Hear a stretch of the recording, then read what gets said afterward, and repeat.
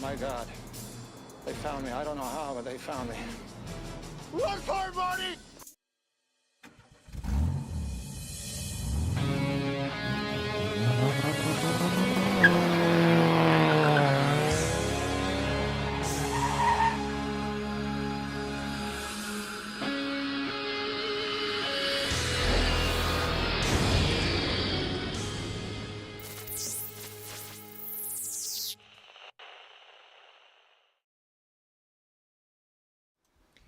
Hey YouTube, PhatPastor here, and man, what a day, what a day.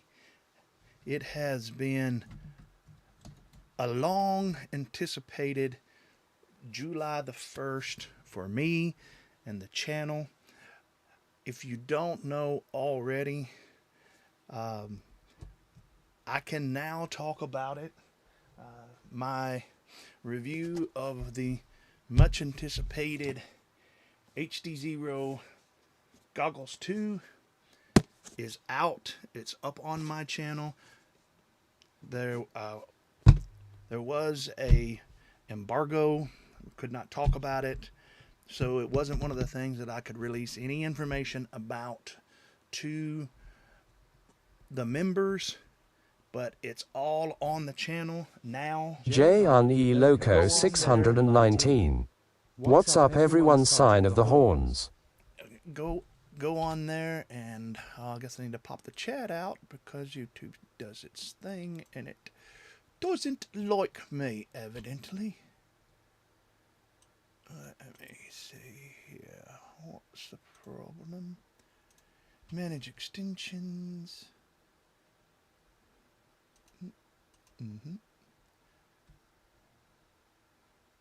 There we go. That should work. Let me pop out the chat and put it back, because that's just the way. Raymond Correa, gentleman. How's it going, Raymond? I've got your gentleman. Let's see if YouTube has unlocked itself. It's showing me as an error, but it always shows as an error when I pop it out. I wish that the first of a stream that I didn't have to spend time doing. I'm gonna look at changing the voice chats. All right, so there we go. Hello. All right, but yes. So man, it has been long in coming. Going to IO, having these babies before I went to IO, having the spec sheet before I went to IO, and knowing the differences between the Goggles 1 and the Goggles 2, and wanting to talk about it, but not. That's one thing. It's not hard for me. It's just a matter of keeping your word. But yeah, it was actually kind of funny, because I don't know how many people noticed, but Ryan Qualit had them on his head, and he was flying with them, and I just casually walked up to him, and I noticed some of the differences that are in the in between the goggles, and there's not a lot that you can tell just by looking from a distance, but if you know what to look for, you can clearly. I mean, I picked him up from about 10 foot away from him.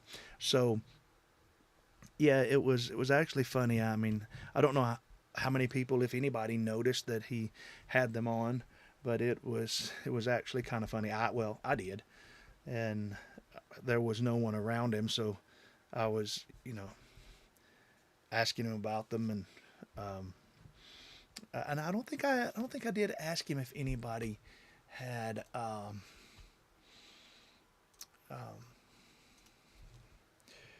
See if that's locked up again. If anybody had noticed them. HDzero, HDzero. So, now just checking to make sure that the feature chat is working, and it is. So, yeah, it was a long time, a lot of editing for me.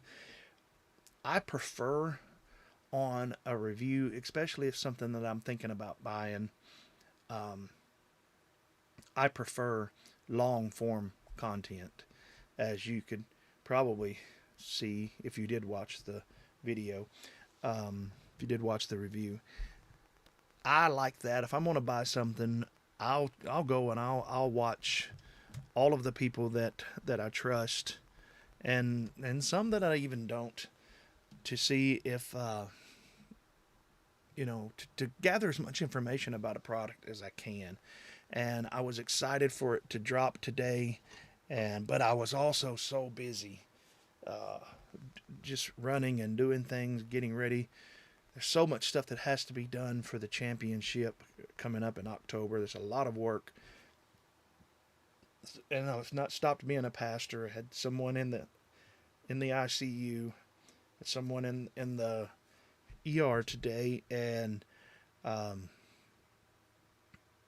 top of that, I was at Walmart, and yeah, when I was at Walmart, I stopped by Walmart to get something for my wife and my daughters, and I wasn't in there 20 minutes, 30 minutes, and I guess someone, well, I don't guess, I know, someone just saw fit to take one of the bigger razor knives, the fatter ones than these, the ones that are about this thick, and they stuck it in the sidewall of my tire and broke it off. And so when I come out, I had a 3/4 of the way flat tire, and so I pulled it around to the tire. I didn't know at that time what it was. I just knew it was going flat, and pulled it around to the tire and lube thing, and there was a very, very kind lady working by herself. Everybody else had called in. I think she did end up getting some help before I left, but no, there's nothing they can do when it's something in the sidewall like that. And they did not have the size tire that fits on my Jeep there, so it was donut time. So popped out the old donut and all of that, and yeah, it's just the way it is. It's only flat on the bottom. Yep, yeah. But when you move the top to the bottom, the top gets flat too when it becomes the bottom. So it's weird. But yeah, clearly, I took a picture of it to send it to my wife to show her I was going to be a little late, and you can see the tire very good except for the top of the top part of the tire where they stuck the blade into it, and just broke it off. And the lady at Walmart, she was a very kind lady. She was like, yeah, man, somebody slashed you. It's still the bottom. Yeah, if you move the top to the bottom, then the top becomes the bottom, right? Then it no longer remains the bottom. Is that what you're saying? But if you take the top of a soda and you turn it over to be the bottom, the top is still the top, right? It's just upside down. If the letters read right on the top, is the top. I digress. She asked me. She said, "Are you a real pastor?" And I was like, "Yeah." And I was like, "How did you know?" And she's like, "Well, the stickers, because I got the PhatPastor stickers on the side of my truck." And with people to join the channel, or if they want to get into racing, they can get in touch with me. And she was like, man, she said, some people, they just, and I was like, yeah, I kind of feel sorry for the kind of people. They're just so angry. I'm sure they didn't know me. Maybe they did know me, but I more feel sorry for those people than was angry. Now, if I'd have caught somebody doing it, yeah, I probably would have been angry. Not probably. I definitely would have been angry. But, I feel sorry for people like that, man, because it's... Must suck to be that angry, to walk around that angry all the time, to slash a complete stranger's tires that you don't even know, just because they're a pastor or a Muslim or Sleepy FPV. what. Hi everyone, what up, Pastor? How's it going, Sleepy? I'm gonna read some names here in a minute. Mr. DJ Lee. Hi everyone, what's up? I am up and excited. I looked. It was kind of strange. I was out and I was so busy. And I was on my phone, and the video was scheduled to release at 10 o'clock a.m. New York time, which is 9 a.m. Central time. That's New York time is Eastern time, and that was what time those of us that got Adwemany 73. the goggles before. I ordered HDzero goggle version 2. Can't wait to have on my headset. All right, man. I think you're going to like them. I think you're going to like them. And if anybody else is thinking about getting them and doesn't, when you watch my video, there's a little link there. Doesn't cost you anything more, but does kick back a little bit back to the channel. It took, believe it or not, for me, because I'm me, and I say a lot of ums when I'm filming a video. It took me over 17 hours to edit that video. Now, it's not a short video. It's something that I feel that that passionate about, and that I think is that important of a purchase. I'll take my time when it comes to the review, and with that one I did just that. I took my time with the review. So, but yeah, it was scheduled. What's going on? Hang on. What's going on? All right, bench is working, but connection was lost. Well, can you still hear me? All right. Connection was lost. I got you.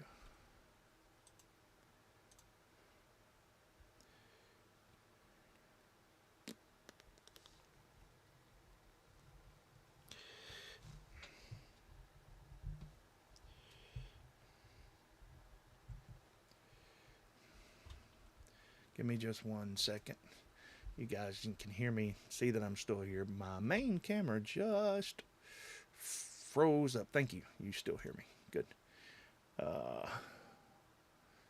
That's not good that the main camera froze. Let's try. Your cam was frozen, but I can see your hands moving. Right. That was the wrong camera that I unplugged. So...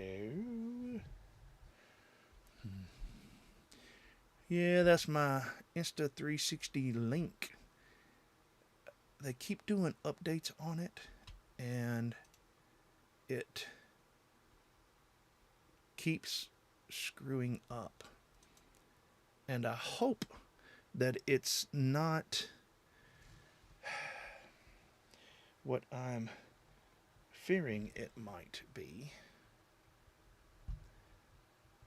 And that is that I may have to restart my computer. Let me see. There we go. There we go. I did not have to restart the computer. Put it on the preset. Alright, we are back. Thank goodness for that. Your cam was froze. Yeah, I saw it freeze up on me. I don't, you know, that's the thing, you know, with streaming, you know, everything wants to update, and they want to make their product better, and I'm all for that. And a lot of times the updates are good and they fix bugs and problems like that. But it seems like every time you update, if it fixes problem A, then problem E, F, or G messes up, and you didn't have a problem with E, F, or G before, but after the update, you will. So, all right. So, I mean, where was I at? Now back to the story. Where was I at? Must have been a squirrel. I wasn't talking to you, Deeds. I was talking to that squirrel over there. Oh.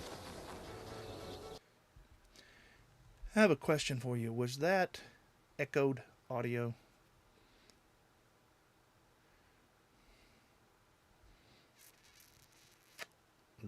Let me see. How dare you? Yes. Echoed audio. How dare you? Not now, though, right? It's all good now. Clips were echoed. Fixed now? I wasn't talking to you, Deeds. I was talking to that squirrel over there. Oh. That should be fixed. Yes. How's it going? We are Mini 73. Oh, you've changed your name, haven't you? Clip video fixed. Yeah. Oh, it just had double. I had the audio turned on in case any of the prop bros wanted to join tonight, which it doesn't look. I haven't heard from any of them today. Well, I don't know. Z King. I heard a little bit from Z King today. I don't know if he's going to be on or not. But yeah. We are Mini 73. Remind me of what your name was. Or you have the same logo or the same avatar as someone else. At Cool Cat. Yeah. All right, gotcha. 73, was that the year you were born?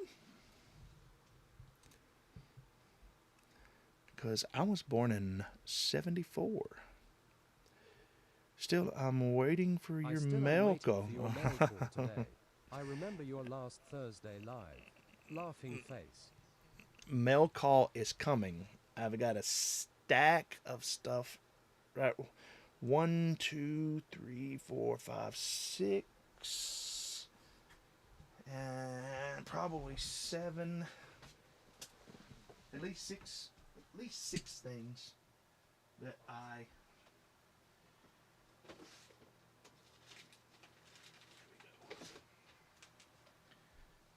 I'm back.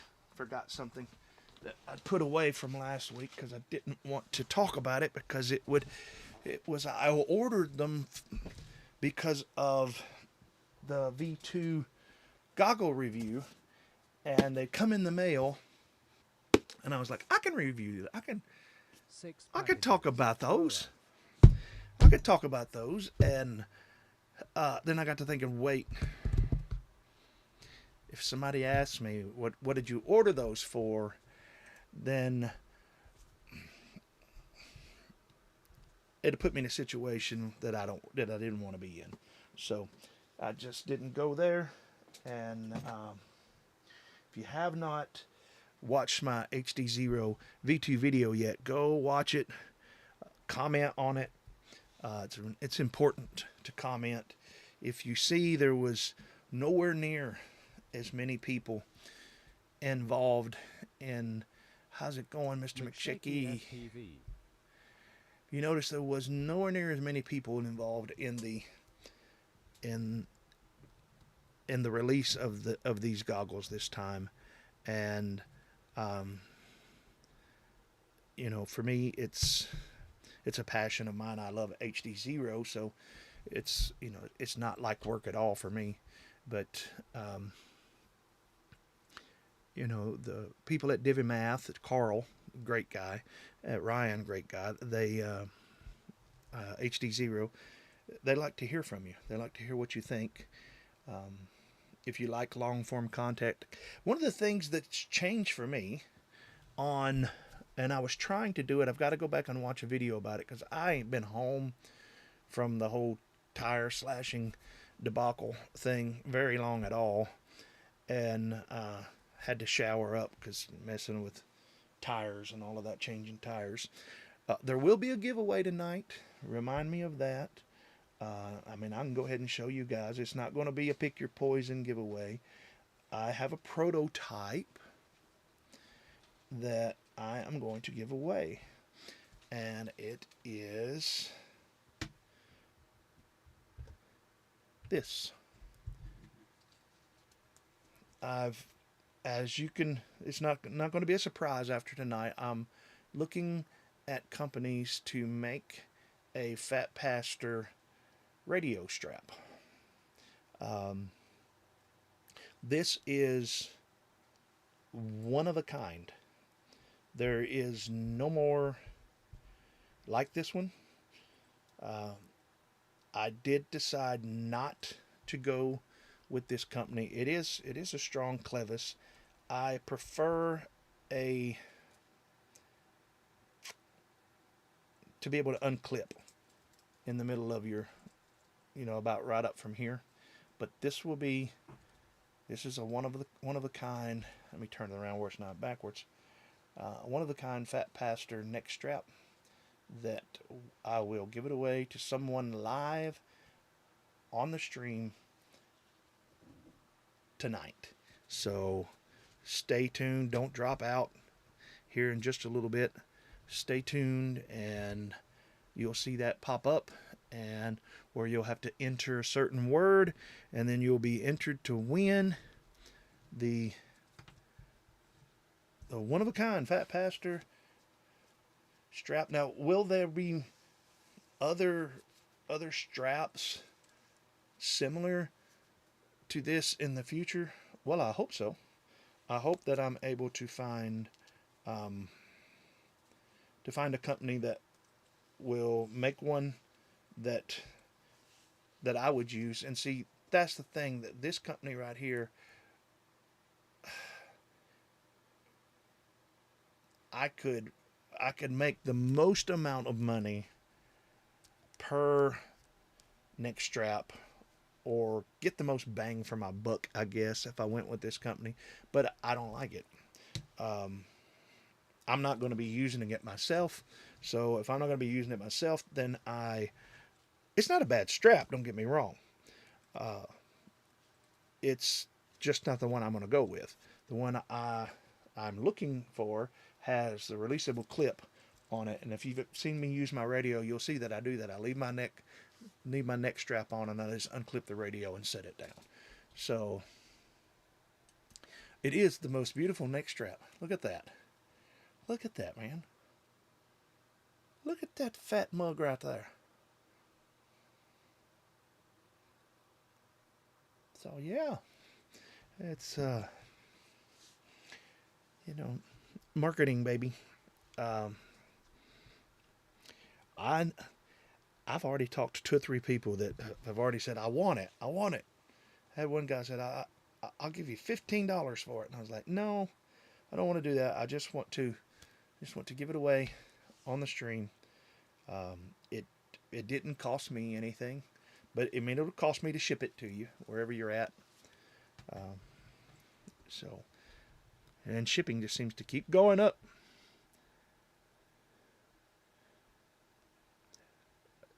Yeah, we are many. You can, because you're overseas. You can. You just have to. Well, right now with tariffs, man. Whew. Well, the thing is, what I would do if I was you, I was going to say you can, and you could just help me out with shipping or whatever. But see, that's one thing I've had other people tell me: just lie about what's in the package and shipping. I'm not going to do that. I don't do that stuff in my regular life, and I'm just not going to do it. But what you could do, brother, is you could enter to win it, and then give it to one of your friends. Give it to someone on the channel that you see on here regularly, and maybe you think is deserving to win. I've seen other people do that. So when it comes up, by all means.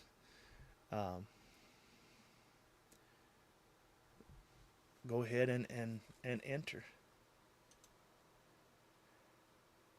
Amazing strap. I will like to have it in one day. I'd like to have it in one day. Like to have one like that? Is that what you're talking about? Well, let me say this. I'm looking for the quality of the print on this it's nice.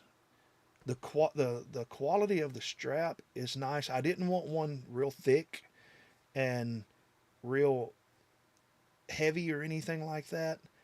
And this is not. If this had the clip on it, I got another one that was bad. Bad. The printing wasn't even any good on it. I don't know where it's at. I may have already thrown it away. I'll look, and if I find it, I'll let you guys look at it. But that, if somebody wanted it, I would just. I don't know. I don't know if I'd let you have it or not. I'm torn on it because it's junk. It doesn't look good. It's the print is bad. The logo, especially the logo, is really bad. And if it's something's got my name and stuff on it, I want it to be nice. And this one is nice. If you don't mind, if you're one that takes your lanyard on and off all the time and you don't like unclip it and leave it around your neck, then you probably love this. For a younger man or something, I even thought about keeping it and giving it to my nephew, but he's probably going to want the ones that I settle with. So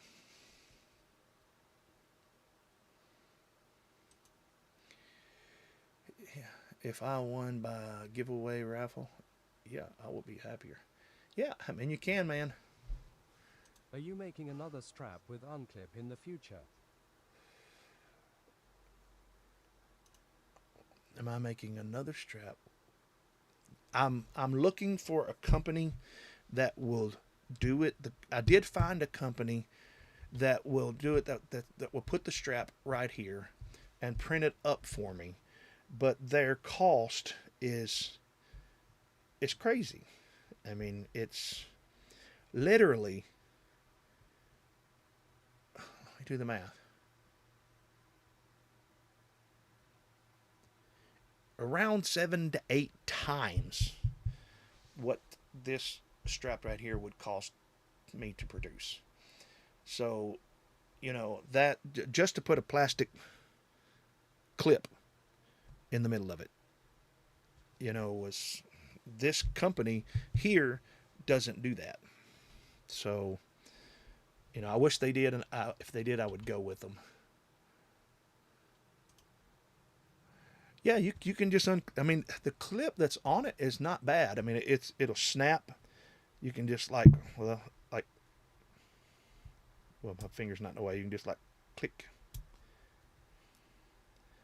The little thing comes. I don't know if you can see it moving or not.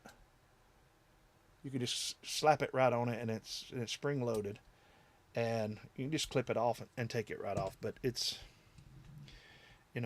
and I've had people tell me that those clips that you kind of squeeze in, it's almost like a life jacket clip, that they come undone. But I've used them for years and I've never had one come undone. Yep, plastic quick release, like is on a life jacket. You click a life jacket together. You got the male and female. Yeah. Well, I mean, I could get my goggles and I could show you, because I prefer the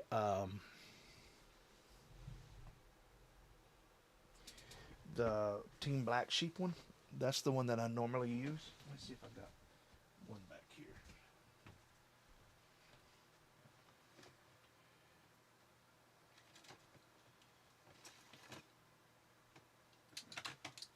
Yeah.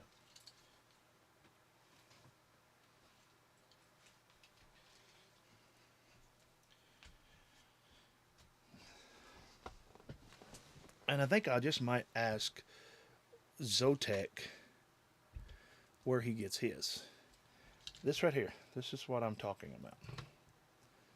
But I want it a little bit smaller. I mean, this is the same type material. This is a little better print quality than even Weebleeds is here. The print quality with the company that this one is amazing. This one has lines in it, but it's okay. It does have an adjustable thing. The thing I don't care too much about on this one is this here. You snag your radio or something, and it's going to hit the ground. So I don't want this on mine. I wouldn't mind I do like the neck adjustments and the quick. This is the main thing. I want this, but probably 1/3 smaller. Doesn't need to be that heavy. I mean, that thing it's like a life jacket. That's not coming loose. And so, yeah, I would like it. It doesn't have to have as robust of a, I mean, that's a giant clip. But, this is a good strap. It's what I'm modeling off of that and the TBS. I have the TBS here.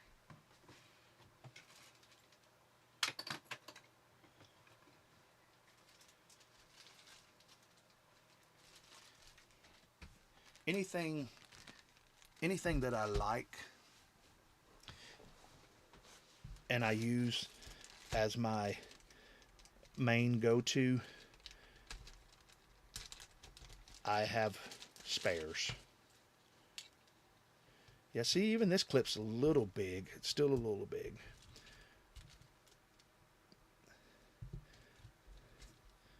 This is what I use. This right here is the neck strap that I'll use, and I put it around my head like so, and when I take my radio off, I just click that and just pull it loose, and when I grab my radio up, and I hear that snap. When I hear that snap, I know it's back. Yeah, they're kind of neat. Yeah, that's the one that right here. This is the one that I go with, that I use to race with, because I'm a hybrid pincher and I like to have a lanyard. So yeah, I've never had one of these come undone. People have told me, oh yeah, that could come undone and drop. I mean, they put them on life jackets, on ski vests. I've been skiing it, click, click, click. You put 3 of them on and things ain't coming off, man. So, yeah, the good thing about the pinch release is that they are secure. Yeah. Yeah, that back part. Right. Yeah, especially when you got at least a good $150 around your neck. I like the big clips, I cannot lie. No other brother can deny, right? Oh my gosh, Becky. Look at the size of those clips. That TBS strap is best ever. Agreed, but I wish it's on your new straps. Yeah, I'm still looking. And I don't have a whole lot of time to, and I'm trying to find a US manufacturer. This is a US man. This here is a US manufacturer. This was even before the tariffs and stuff was kicking in. I was trying to find someone in the US that would make me up, a limited amount of them, 100 or something like that, and give them away and put some up for sale and things like that. But this one will go to someone tonight. Yeah, the TBS strap. It's the bomb, in my opinion. It's the bomb diggly. It sure is. And that's what you're here for, right? I mean, surely you're not here to look at my pretty face. You're here for my opinions and here to talk. My futaba was, oh yeah, futaba. What was you? Please tell me you were flying more than airplanes on a futaba. But yeah, shoot, I remember back in the day. What was that? Man, I can't even remember the name of the first computer radio that I bought.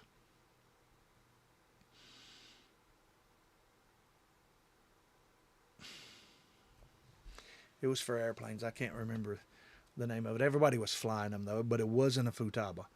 The very first radio that I had for aircraft was a high-tech Focus 4. It had crystals in it, and it was just a 4-channel.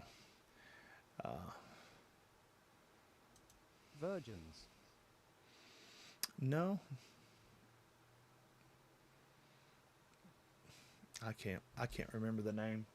I'm looking at a DX6 right here. Told a friend of mine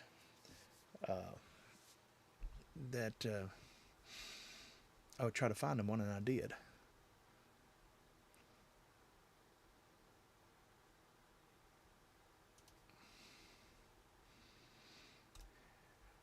All right, we are many.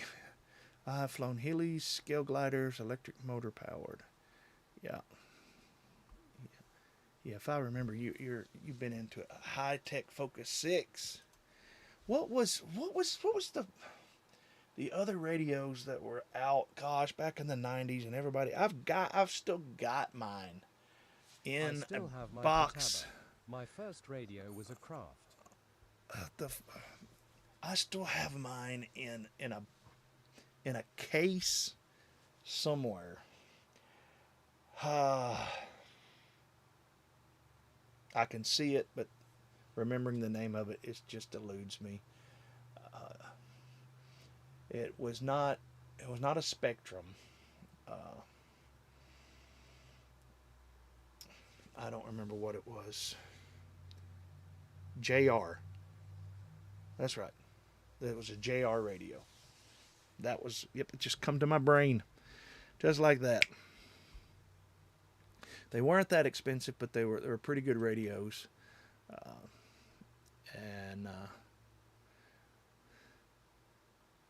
Sanwa, I don't remember that. RD6000. Yeah, but yeah, and it's done eluded me. JR. It was a JR something 6 was the first one, and back then it was like $280 back in the 90s. That's a lot of money in the 90s. You know, you're talking HDzero goggle level almost. When I was kid and I bought RC in Radio Master and it was so terrible. QC was so bad. Yeah.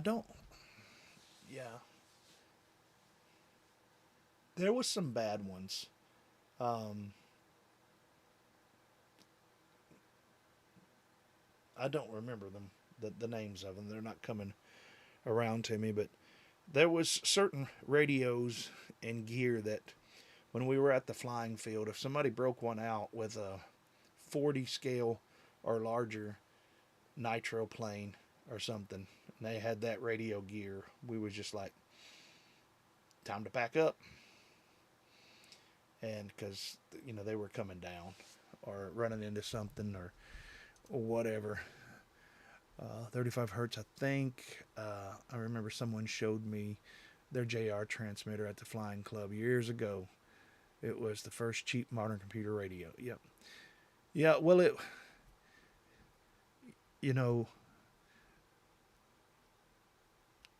I think JR was like the radio master. You know, it wasn't a cheap radio. but it was quite a bit cheaper than a Futaba, and others that were crazy expensive. But it wasn't a high tech, and it wasn't, some of the others that, when you saw someone flying it, you were just like, run. But yeah, it was.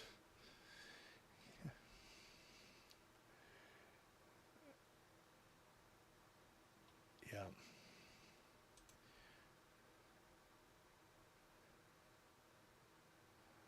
Okay. What's lovely radios? Yeah, the Radio Master. Yeah, are you talking about the same Radio Master that's out today? Because I think Radio Master of today was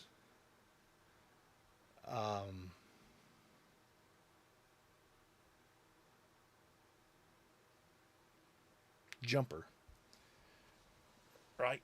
Jumper split off. The two owners of Jumper split off, and one of them created Radio Master. That's why you had the Jumper T14 and the Radio Master X14 or whatever there was. That were pretty much identical radios.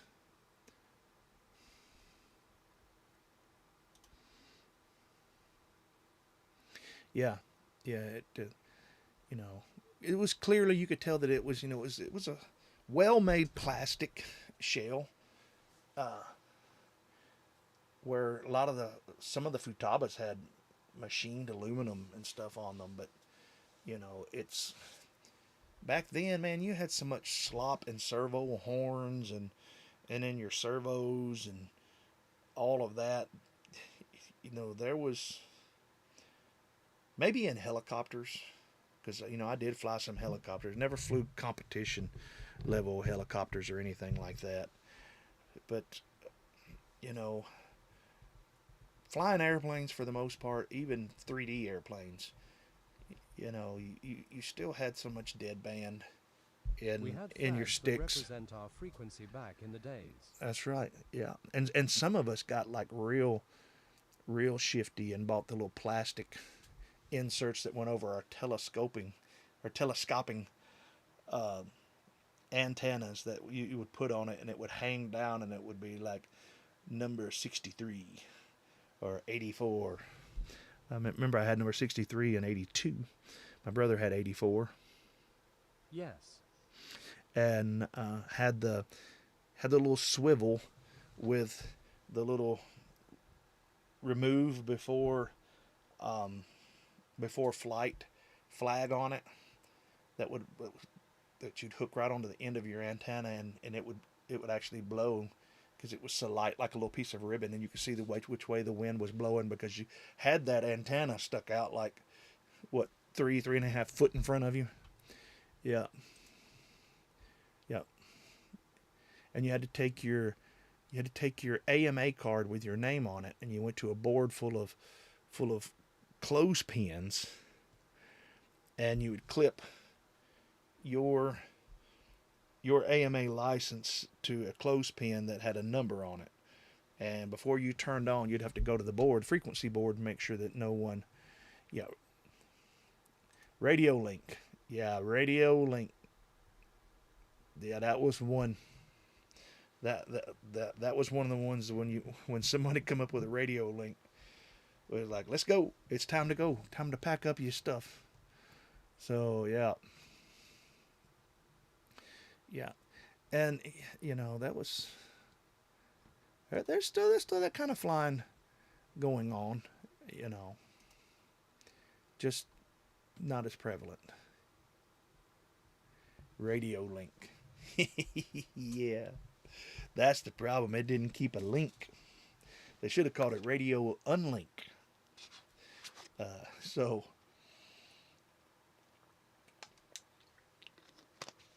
remember this. And I know drone guys, if you're watching, just bear with us for a little while. I'm not going to linger on it too much longer. I'll get into mail call here in a little bit, and it's all about drones. So, all about FPV. But remember this. This is something you don't hear at an FPV event, that you would hear at an AMA field or just flying with your buddies. Everybody be flying, and you can hear the motors ripping and all this kind of stuff, and you'd hear someone yell out, "Dead Let's stick!" grab mail calls. I'm enjoying that when you got packages. All right, brother. We're about to do that. We're gonna do that here. But you would hear someone yell, "Dead stick! Dead stick!" And you'd look and you'd see who it was and try to remember what they was flying, because there might be 4 or 5 airplanes up in the air at the same time. And what that was is you were up flying, and you either run out of gas or your engine stalled and there's no restarting it. So, yep, everyone would get out of your way. Some people would back away from the flight line a little bit, while trying to keep their, you would climb up, you would look and see where they was at, and you would climb your quad up above them, because that dead stick, unless there's a bad thermal, that's the safest place to be, is above them. They would come in, and everybody would jump back from the flight line and watch someone land without power. That's right. Yep. And you could tell a lot by it when a noob showed up at the park. It didn't really matter if they could fly inverted, if they did a good Immelman, or a good 4-point roll and all of that. Were you really, for me, where a pilot really earned their muster is if you was flying windy, it's a little windy, say you had, a crosswind, that would have been the worst. A crosswind on the runway and someone yells, "Dead stick." Then you would be like, okay, I'm going to see what Mr. McShaky's made of. And, you wouldn't say it out loud, and you watch some guys, the noobs, there were some people that you could tell that they were on Real Flight Simulator, or something like that, and they knew all the moves. But when you have no power, and you still got your control surfaces, you just got no motor, got no thrust, no throttle. I've seen a lot of airplanes end up in a pile of sticks from a dead stick. When remember a guy was flying inverted over the runway about 4 foot up off the ground. He was just, he had a nice airplane and he was ripping it up. He's probably in his, mid 40s, and it was windy, crosswind. He yelled, "Dead stick," which I lost one of my favorite airplanes in a dead stick. The wind was coming right down the runway, and it was a really light airplane. And as I got close to the end and I was starting to flare, a wind gust just come and lifted it up, and it tip stalled, boom, right on the nose. So sometimes there's just nothing, you make the choice, do I want to come in slow or do I want to come in hot? And you have to make that choice quick when you're in something like that.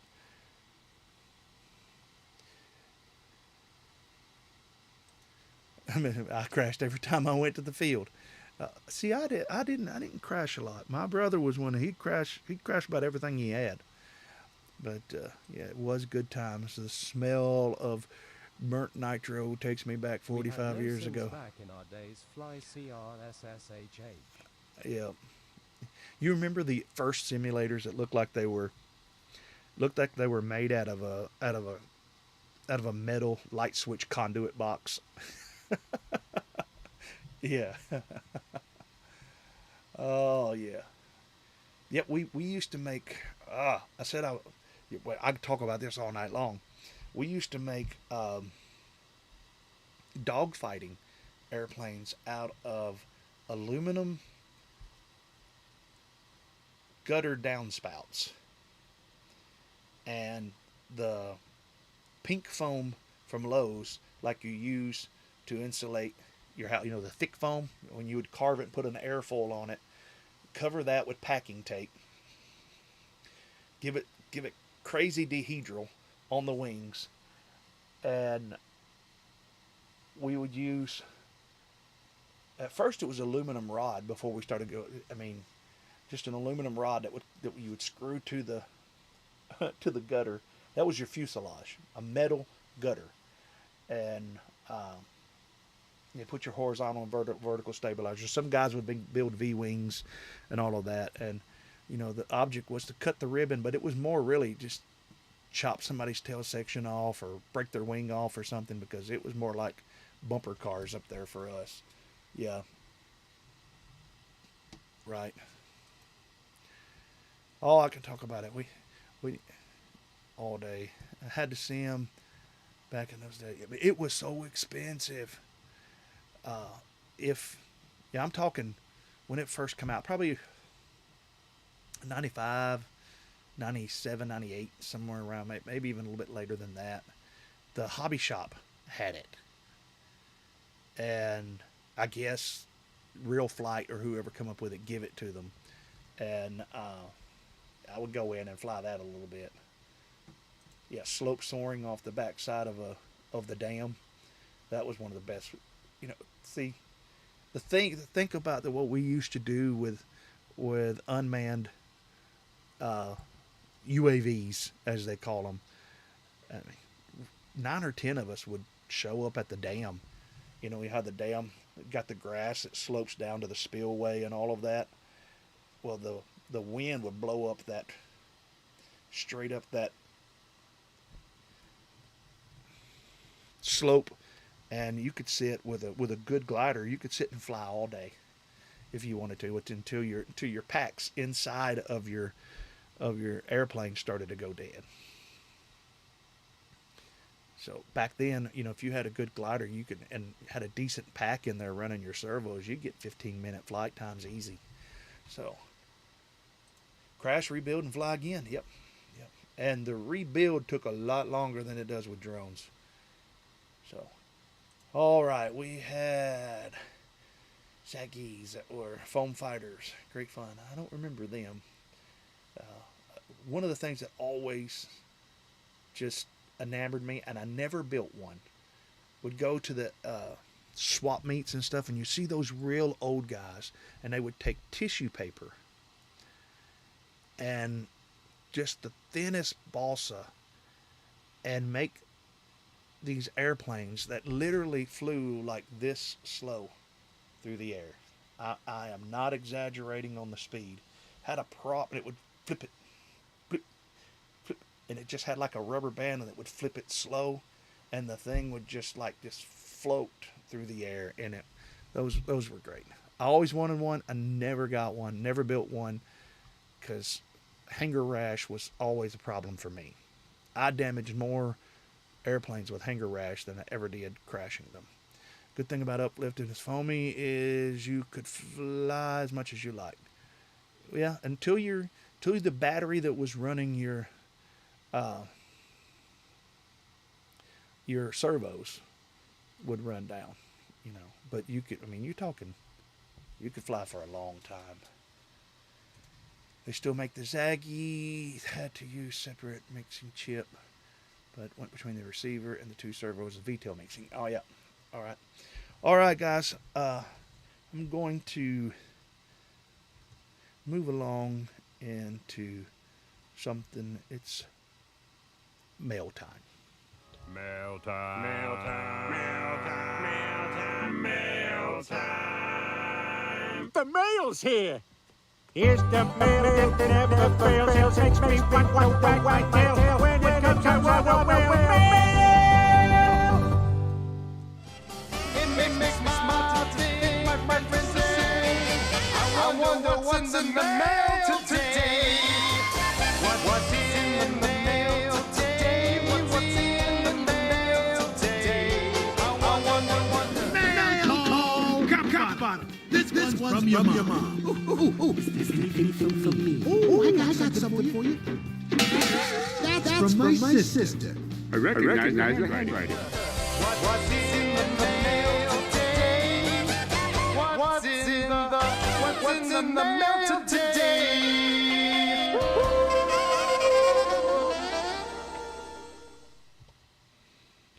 All right, let's take a look at the first thing, I want to try to get them in the orders that they came in. This was one of the things that I wanted to show last week.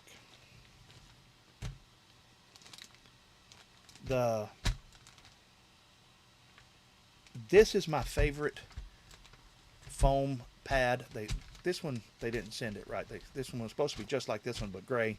They sent the wrong one. This is my favorite foam pad. It's what I'm using on my current. If you watch the video on the HDzero Goggles 2, you'll notice that this faceplate is on my OG HDzero goggles. And the thing that I like about it is, I don't know about you, but I sweat working, setting up a race, getting everything set up and everything going, and by the time it's time for me to race, I'm sweaty. I'm wiping my face with a sweat rag, and this is actually a fibrous cloth. I don't know if you can, yeah, you can see it. You see the lines in it. That's not interlacing there. That's actually the fibers in the cloth. So you can take this thing and wash it like with, I get you might be able to throw it in the wash machine. I wouldn't. I need this I phone. use, Where did you order? I won't buy it. yeah, you used to be able to get it all over the place. I bought it once, and I actually gave 2 sets of these away at different races. People would see it and it's like, I love your foam pad, man. Where can you get one? And I'm like, they're kind of hard to find, and so I just give them away. But you used to be able to get them you can still get them at AliExpress. But where I got these was eBay. You just go on to eBay, and they're not cheap. They're but now with tariffs, they're a whole lot cheaper on eBay than they are AliExpress. You used to be able to get these for about $3 to $5 a piece. You're probably looking about $9 to $12 each for them in the U.S. or on eBay, and with free shipping. But the thing is, you take it something like Woolite or little Tide, Gain, whatever laundry detergent you use, put it in your sink and just kind of squish it into the foam and all of that. Get your sweat out of it, and then hang the thing up and let it dry. And the ones that were in my, the ones that are on my first HDzero goggles, I've washed them probably 3, maybe 4 times, and they're not breaking down at all. Now the foam is not quite as this kind of square foam. I don't know if you can see it. You see the squared edges here. It's kind of rounded a little bit on mine after years, but I think it would have done that anyway. Years of being squished up against my big head. So these will work. The thing is the sides. These are made for Fat Shark goggles. You can tell that by this right here. You don't need this anymore. That was for your HD card. The thing about these is they're so thin over here on the sides, where you need lightly. If you don't need a lot on the sides and you need more around your nose, these are probably it. But to me, these closest resemble like the Newbie Drone foam, but this is actually cloth over the top of it instead of a rubber foam that will break down over time and pieces fall out of it and all that mess. And so yeah, so those come in last week, and that was one of the things that I was like, yeah, I can show you guys. I got this in the mail. Let me turn this around. don't put the Velcro side near the Velcro side when you're trying to put it back in the package, or it'll stick and you won't be able to fit it in there. So turn it Velcro side away from the Velcro side. So yeah, I actually got 2 more of the blues, and I got 2 grays. One of them was this one, and the other one was the correct, I believe. Here is the next thing that came in, and I'm excited about this one. I did not get this because I was doing the goggles review, or the goggle review, and when this released before the goggle, and one, I didn't have the funding because I don't get HDzero products to review completely free. I'll get a discount sometimes, most of the time, but on some things there's just not any margins on it. And so paying, having 2 big reviews at a time, I thought that it would interfere with my ability to do these right. So until I got the filming and 90% of the editing done, I didn't even order these. So I got these in last week, and it's the Mob 8 Freestyle HD. So look for I'm gonna say this, and hopefully you guys, hopefully I can get it done.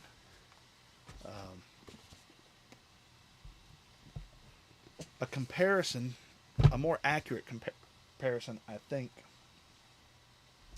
would be the Mo 7 DJI-04. For one, they sent this one, and I've talked about it before. Both of these are 2S. They're a lot alike, but I've not even programmed this one yet. So this one's HDzero, this one's DJI, and I have flown this one. Thought about just doing a separate review on it, but and I may. But this, I've not even plugged it up. So haven't even plugged it up to Betaflight. That's one of the first things that I would do before I plug a battery in on any drone that I'm sent to review, or I buy, or I pay partial on it, or whatever. One of the things that I would do, let me get this stuff out of the way so it's not clogging up the camera. One of the things that I would do is I plug it in to Betaflight before I hook a battery into it at all. And I make sure that the gyro's working and that I can bind it to the radio before I ever plug a battery into it. And I've not had a chance to do that yet. This is a typical Happy model. You got your props and your tools. You got this thing doesn't have a USB on it. It's got that little adapter similar to the Beta FPV, and you got some stickers, Happy model stickers. And did this one not have any HDzero stickers on it? I think this may have been more of a Happy model release than an HDzero release, because my understanding, I'm not going to get into the video or anything, but my understanding is that the HDzero stuff that's on the top here, it hadn't changed much. What's changed is the Mobula, or the Happy model part on the bottom with 15 amp MOSFETs in it, and the changing from a USB plug to the JST connector going to USB. So yeah, so the main difference is not the VTX on top, it's the flight controller on the bottom side. So I don't even know if this here was a full HDzero release, or if it was more of a happy model release. I know before in the past when things have come out, I've asked Carl about it, and he's like, well, you're going to have to go through happy model because it's a happy model release. They're more taking care of it than we are. So, but you can get this on the HDzero website. So yeah, I think it'll be interesting to do, and may even throw in this, but I don't think it's fair to. I mean, you can see a difference here. You clearly got HDzero labeling here, and you don't really have that HDzero marketing on this box anywhere. It just says HDZ right there on that sticker. So yeah, this is a 1S, and it's, you know, you're not comparing the same things. That has the 5 amp AIO in it. Oops, that has the 5 amp AIO in it, where this one has a 15 amp 2S, 2 to 3S, but the kind of 3S that they're talking about is like these. It's a lot like the old OG Mobula 7, which is still one of my favorite quads of all time. I know with the OG Mobula 7, that was a happy model thing too. This was the recommended 3S battery, and it's basically 3 1S sticks, 380. I think that's what they're talking about. So it fits in the battery tray. I don't think you're going to get a regular. Yeah, see, this might itself even have trouble. Yeah, that's not going to fit. I could probably force it, but it would end up breaking it. So right here, this, like a 550, that's a 2S 550. That's really what I think this is made for. So, oh, there was something else too. All right, a couple other things. So, yep, the Mobula 8 Freestyle HD. I look forward. Hopefully, I'm going to do some kind of review on it, even if it's just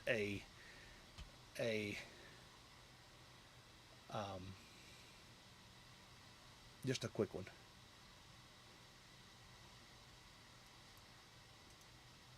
Okay, am I still? Okay, so yep, that I'm excited about doing this. I hope that I get enough time to. One of my things, if I'm going to do a review, I want to do it right. I don't want to halfway do it. So, oh, you're talking about, you know, at least half of a week's work Double A. to get it out. How's it going, Double A? Me. So, yep, that's the other thing that had come in last week. This came in. You guys that are regulars on the channel remember this thing. Oh, how we fought with this thing. Come to find out, this has the Mobula, not the Mobula, but the Mamba 20x20 stack on it. I don't think you can get them anymore. If anybody knows where I can get one, let me know. I was looking around, thought about putting an AIO on it, because you could put You could put a 30 by 30 AIO on it, and the frog, and with a broken leg. But I just went ahead. This is sealed. I've not even opened it, so we'll look at it together for the first time. This was a Defiance RC purchase. This thing left Atlanta and somehow went to Sacramento, California before it ever came back to Tennessee. So it took a while. Thank you, U.S. Postal Service. This is the 20 by 20 Speedy B stack. Now, I don't know if I'm going to put it in this or not. I'm kind of thinking I might put an AIO in this. I don't know. But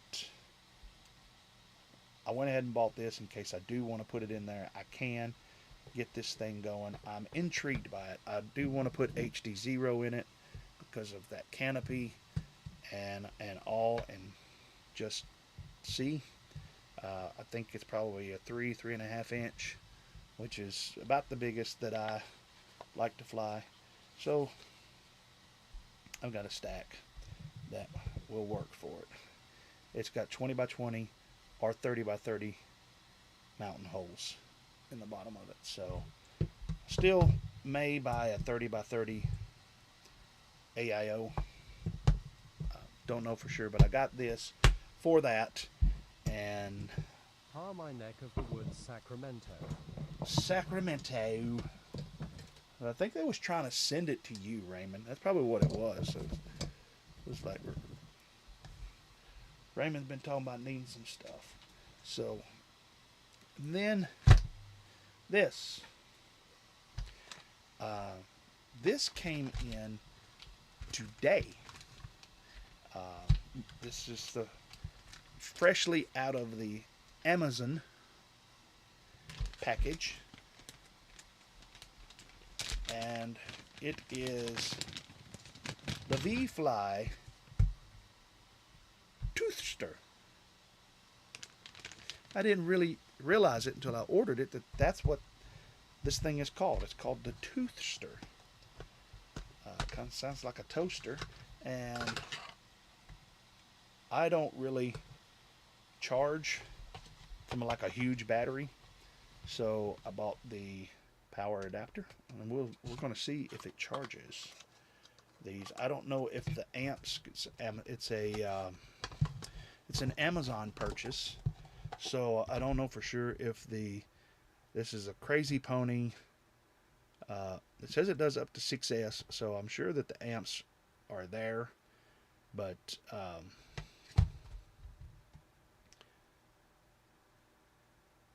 it says 100 to 240 AC, 50 to 60 hertz, 12 volts at 3 amps. So I think it's going to be plenty to run it, but we'll see. Let me show you the last things to come in today also, and these are just because they're my favorites and I needed some. Bought 2 packs of Lava 300 milliamp folded cell batteries, because if you race whoops a lot, and if you don't race them or fly them competitively, you will kill batteries. It's just part of it, and good to have some extras. So I have some extras, have some extra foam. Now let's open up this Toothster. Sounds like the little toaster that could, doesn't it?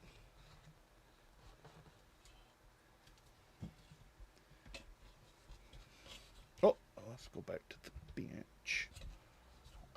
Sounds like the little toaster that could. 4 ports of 2S balanced charging. So this is a little different. I've heard some good things about this.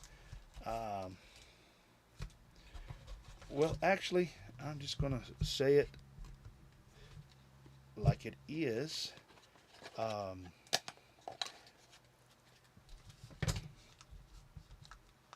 reason why I bought this is because Nick Burns recommended it. I have a lot of respect for Nick. If he's one of the reviewers out there that if he doesn't like a product, he will let you know, don't buy this product. It's not any good. And when he was reviewing the Mobula 8 HDzero, I don't know if he already had this or he bought it for that review or whatever, but I went ahead and picked it up based upon Nick's recommendation. There's a few people out there in this hobby that if they recommend it, Dub. I just don't question it. I don't question their recommendation. Doesn't mean that I'm going to like it or it's going to be my favorite or whatever. But Nick Burns, Heads, Mads Tech, there's some guys out there that do reviews that yeah, I think they call it straight. There's others, as we won't get into it, as you know, that don't call it straight. And everything is the best. Everything's a must buy. Blah blah blah blah blah. And you know, so take that with a grain of salt or whatever. Let me see. I'm trying to find a available plug that's big enough for this house. For this wall wart. Let me see if I got something right here. I actually want to charge. I want to charge one of these 2S right here in front of you on the stream. What has happened?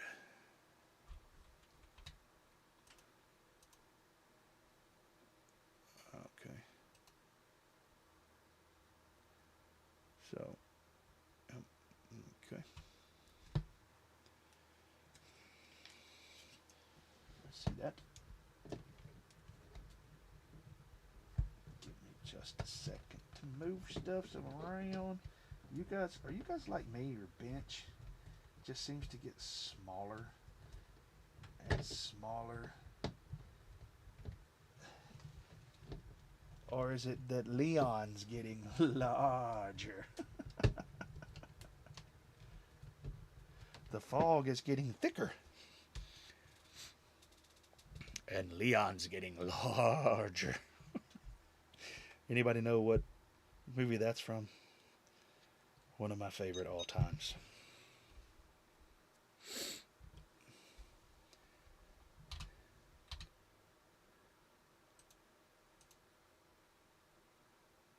Dub, how's it going, bro?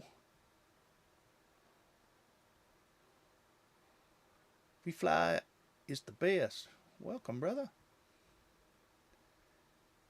You guys, if you get the chance, just take all of your frustration right out on that like button for me.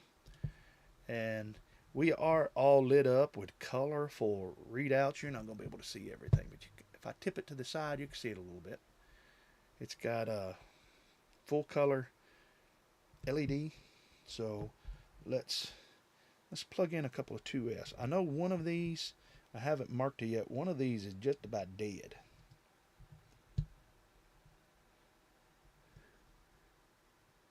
I mean, like dead. Won't take a charge from nothing. Let's see what it does here. That's not that one. So maybe it's this one. Or maybe I've already thrown it away. We'll see. Yeah, oh yeah, that's got one cell in it that is at 1.3 volts. 0.2 amps. Let's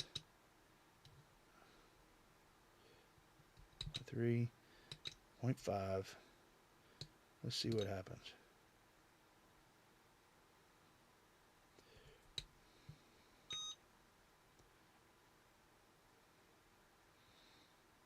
That one jumped up quick to 2.9. Eddie Lifts, FX. How's it going, Eddie? I want to watch this because it was in. Is it going to Eddie Lifts FX? Are you building a bomb? No. That was last week's stream. I would never build a bomb without Atreides here with me. So, yeah, you got little. I don't know if you guys can see it. You got little blinking. Looks like red sunshines that they're charging. This one here on 2, one cell of it was at 1.6 volts. I do have my bat vault open and ready to throw something off in. I am holding this. I'm probably going to charge this and hang on to it. Probably going to charge this one, and what are you doing? Did you lose connection again?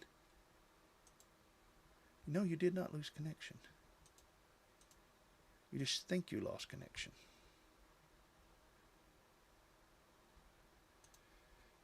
Okay. Well, it's working, but it doesn't think it's working. So, come on. Hang on. Let me do this hand. Come on. There we go. Turn. There we go. All right. See, the app is saying that the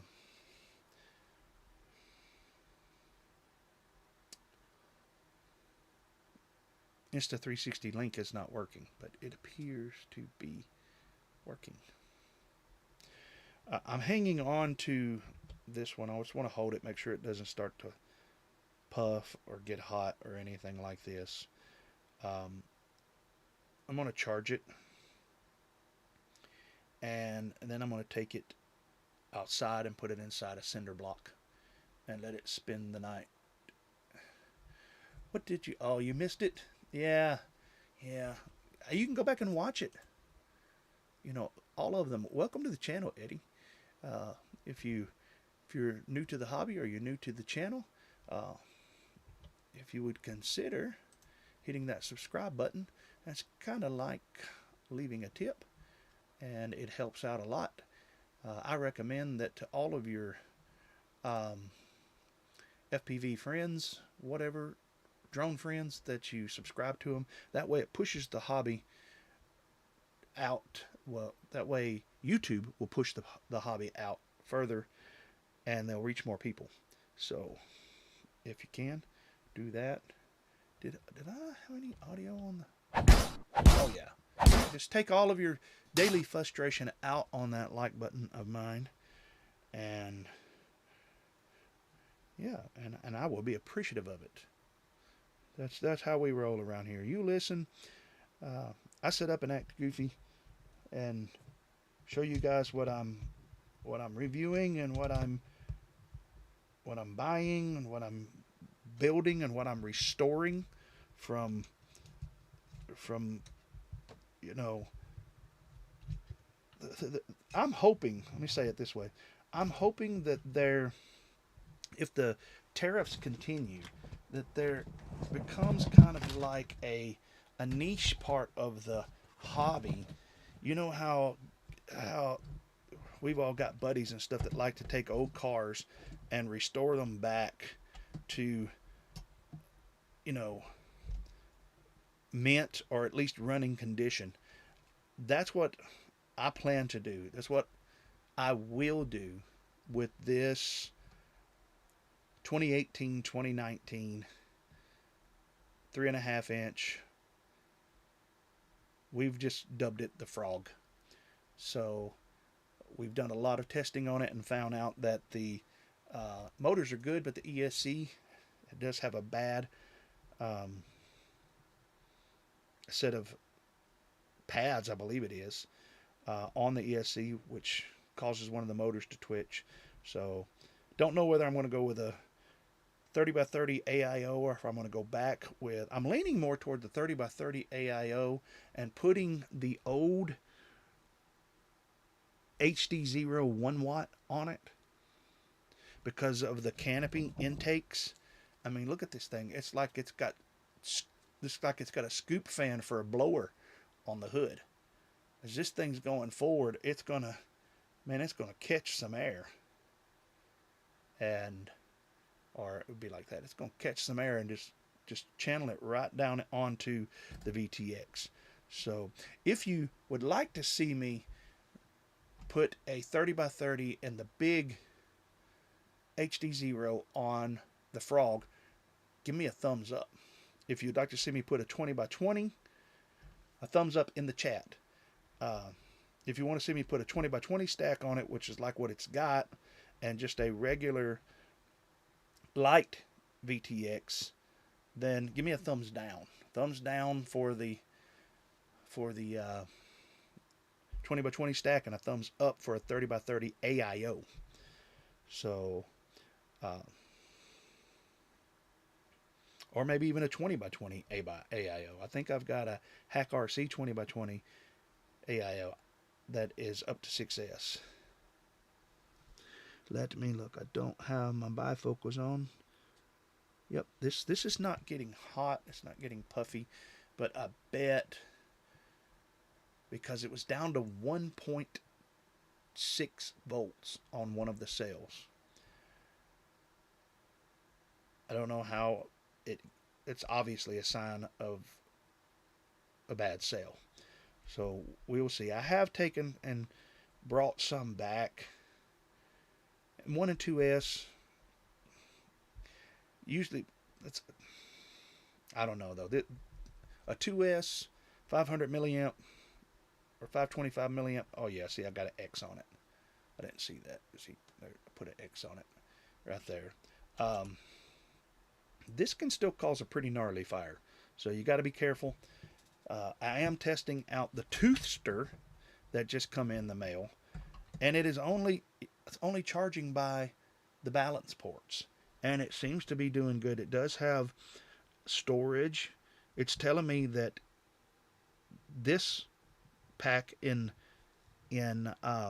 spot 1, it's currently at 4.19 and 4.19, and this one is at 4.3 or 3.7, and then 3.72 and 3.8.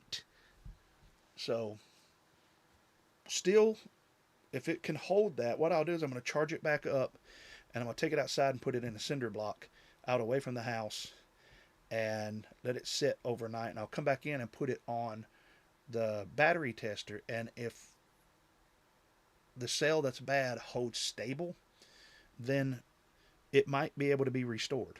I might have just done something stupid to it in testing or whatever. But as you can see, this cell, I do this too. I don't know if you guys can read that. That says 623. When I buy a pack, I'll take a Sharpie and I'll label it. This one was bought at the same time, 623. Because I'd went to, a funny story, as I'm still watching. I'm holding on to this so it don't get hot. I went to Pigeon Forge in Gatlinburg, and back in 2023, I was flying through the big Ferris wheel and diving the tower with the Mobula 8 HDzero, the first 2S one that had the X12 with the separate HDzero VR or VTX on it, and I hit a light and destroyed the camera on that and the VTX, and ended up flying the OG or the original Mobula 75 HDzero through the Ferris wheel and all of that. But in all of the confusion of just blowing that quad up, I had a bag. Well, I used to have one sitting over here. Let's see, now I've moved it. Had a bag, yes, just like this one. Said Betaflight and everything, and I carried it with me, and it was full of 2S batteries like this is, and I left it. That's right, I left it right there. You can go back and watch the video. If you look close, you'll see it sitting down at some picnic tables and stuff that I'd sit down to get everything ready for the shots. And so I had to buy all new 2S when I come back. So yeah, I'm charging at 0.5 amps because these are 525 and 550 milliwatt 2S batteries. And this is the very first test of the Tooster, and it's doing pretty good. So yeah, it's it looks like it's going to be an easy way to do 2S batteries. So, and you can't. I mean, you definitely won't be able to do 3S. It's not going to work. Won't fit in. So you could take a very large 6S or something and plug it in here, but one of the things that I do instead of that is, instead of buying like a huge 6S battery, I have a couple of these. And this, I mean, I can plug a fan up into it or whatever, and it's got the DC and even DC in and out here. So I picked this up on Amazon, I don't know, 4 or 5 years ago, and the thing's still running fine. Little flash. I have this one up. I'm not going to be flying very long. It's flash fish. Come on, come on, come on. Hello. Come on, hello. Nope, you're not going to do it. It's insane! Thank you. 8-bit. Got it. It lost it. Come on. 8-bit underscore. Hey. Alright. Let's see. Alright, I'm going to switch here back to the bench because that seems like that's having a little bit of trouble again. Let me see if I can just cycle the power on it again. Make it work. Yeah, you heard it slapping around. There it comes. There it comes. Thank you, 8-bit, for the $11.11 super chat. Thank you, man. It means a lot to me, your support. And 8-bit has been a member of the channel, which is the way that helps the channel the most for like 116 years, I think it's been. So he's one of the ones that's the longest. But this is another one, a little flash fish. I'll take this with me instead of a 6S battery because, you know, I can bring a little clamp fan or something like that. And for me, this just works better than a honking 6S battery. And, you know, but I'm a micro guy. I don't have a lot of, you know, if you got a lot of 6S batteries sitting around that you're not doing anything with, some old ones that maybe don't have their oomph left in them, then that might be a good idea to use your old 6S for that. Earning my flux capacitor. Oh, you're earning your flux capacitor? That's right, you're working up to it. You're not far from it, brother. Once you get that flux capacitor, you gone. Back to what year? 1988? What year would you go back to, 8-bit, if you got your flux working?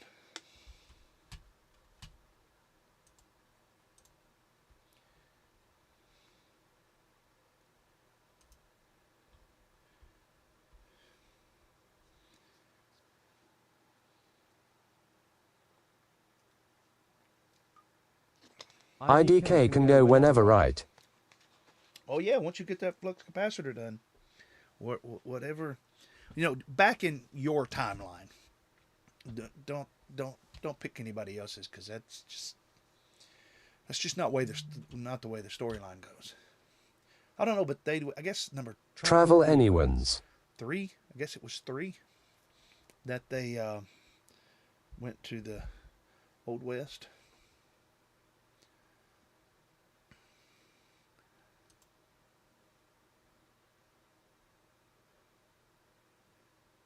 Dub, what are those called? What called? The battery packs? They're called battery inverters. This is a true sine wave inverter, which is good for your electronics. You don't want a lot of peaks. A 6S battery into some of your electronics, like if you plugged it into this through the barrel port or something and stepped it down or whatever, it's not true sine wave. You got peaks and spikes and things like that, where, you know, this is the copy of the Jackery. I think this was around, I don't know, $80 or something. If you watch around Black Friday, you can get them pretty cheap. They're also, this one and the other one both can be charged with solar panels. So as you're now, you can't be discharging this while you're charging it. It doesn't have that kind of switch in it. But I have a EcoFlow that's big, that can run, you know, half of my house, that you can charge it with solar panels while you're discharging it. So I can run solar panels out, sit them out in the yard, and it be running the refrigerator at the same time. So yeah, time travel to any place at any time. So, yep. Still no warmth at all in either one of them. But I'm charging them at 1S. I'm not fast charging them. Actually, a little less than 1S for both of them. Probably like at 0.9 S. And what that is, if you don't know, if you're new to the hobby, is these batteries here. Let's get the frog out of the way. The frog will live again. We will see to it here on this channel that the frog lives again. But this battery here is a 2S 550 milliamp. This one is a 2S 525 milliamp. And a 1000 milliamp battery would charge at 1 amp. A 500 milliamp should charge at 0.5 amps. If you were charging this 3S pack, even though it's 3S, it's still, that's 380 milliwatts. To charge it at 1S, you would charge it at 3.8. At 0.38. Not 3.8. At 0.38 amps. Now, if you was going to charge, let's say this one was an even, okay, well, if we wanted to charge this at 2S, so to charge it at 0.55 amps, which this you can only do it in decimal, just one decimal place, in tenths. But if I wanted to charge it at 2S, it would be at 1 amp. 3S would be 1.5 amps or 1.6 amps. Maybe 1.7. And you don't want to charge any more than 3 amps. 3S. Or 3C. That's what I'm looking. That's what I'm trying to say. You don't want to. I don't ever. Now sometimes at a race, I'll do like. I like my batteries if I'm pretty. outside. I charge at 5.5 amps. But what's your milliamps? If you're running a 5.5 amps, if you was to charge this at 5.5 amps, it would probably catch fire, because that's at 10C of what. There was a guy, I'm not going to say his name, but he hurt his hand real bad, and come on and showed us all about it. For those of you that are longtime viewers of the channel, you'll know who I'm talking about. not running them down at all. But I had some 2S 380 batteries that he popped on a charger, and by mistake, R explains the meltdown. yeah, by mistake, like this 380 milliamp, 1,000 milliamps is 1 amp. So he charged it at 3.8 amps, or started to charge it, like 2 or 3 of them.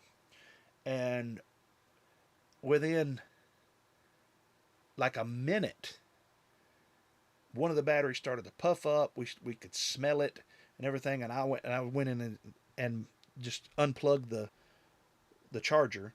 And later I went back and I saw in the settings of the charger that it was at 3.8 amps. Now he swore, the guy swore up and down that it wasn't, but it was, and it was just an oversight mistake.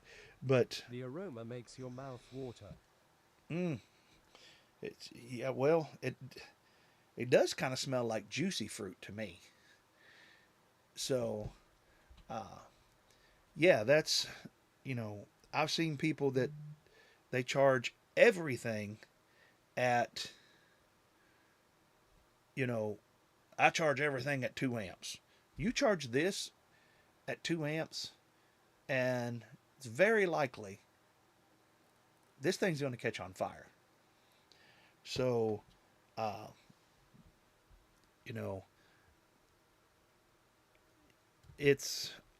wouldn't do it. Even if you're feeling real good, don't do it. The snozberries taste like snozberries. 0.8. Don't say the smells like, because but I am there with M. Yeah, it does make the snozberries taste like snozberries. So when you start smelling the snozberries leaking out of these batteries, pull them out and throw them outside. So, oh yeah, this one's almost done. I want to see what it does once it's done. It's got them labeled very clearly, 1, 2, 3, or 3 and 4, and it's got them labeled here in the same layout. I actually like it. I mean, I love the Whoopster. I have 2 of them for Whoop racing and UDL racing. I use it, so I guess this is going to become my go-to 2S charger now. I thought, well, man, that's a little expensive just for the charger that can only do 2S. This thing is, I mean, it's all that you're going to do is 2S. So, yeah. But if you're predominantly flying 2S, then hey, right? So for the most of the time, so when in doubt, charge it 0.8. Is that what you're saying? You do? He does. He does. I don't know if you do it, but yeah. So let's go back to the bench. We're gonna watch this. There's still no warmth at all on the bad battery, or the battery that was bad. No warmth at all, which I wouldn't expect them to get warm charging at 1C.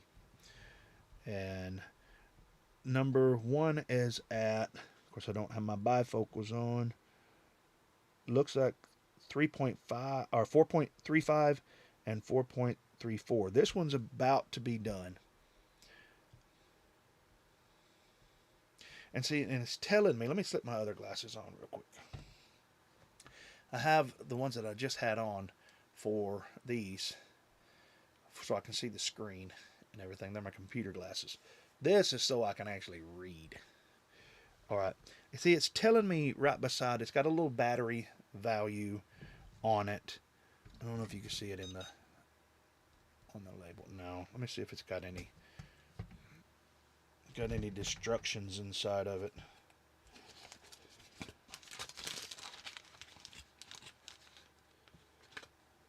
Well, yeah. But it's probably so small you're not able to see it. I can zoom down though, can't I? I could do that for you guys. Let me do that.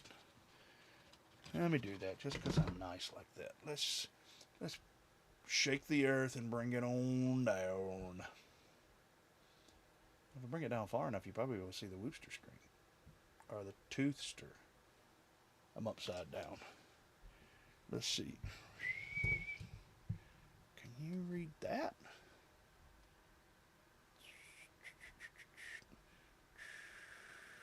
Yeah. Oh, I went too far. Alright. There we go. The thing to watch, let me get my pointer here,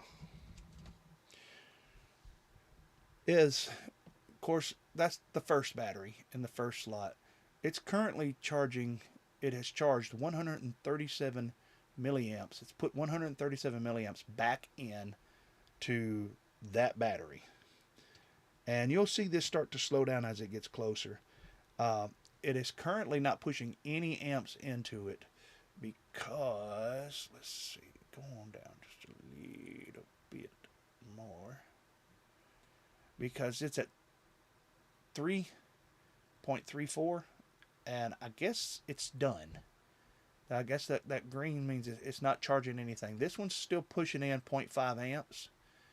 You can see it's reloaded 186 milliamps back into this battery out of the 500 that is its capacity, and it is currently charging at 0.5 amps, and we are at 4.0.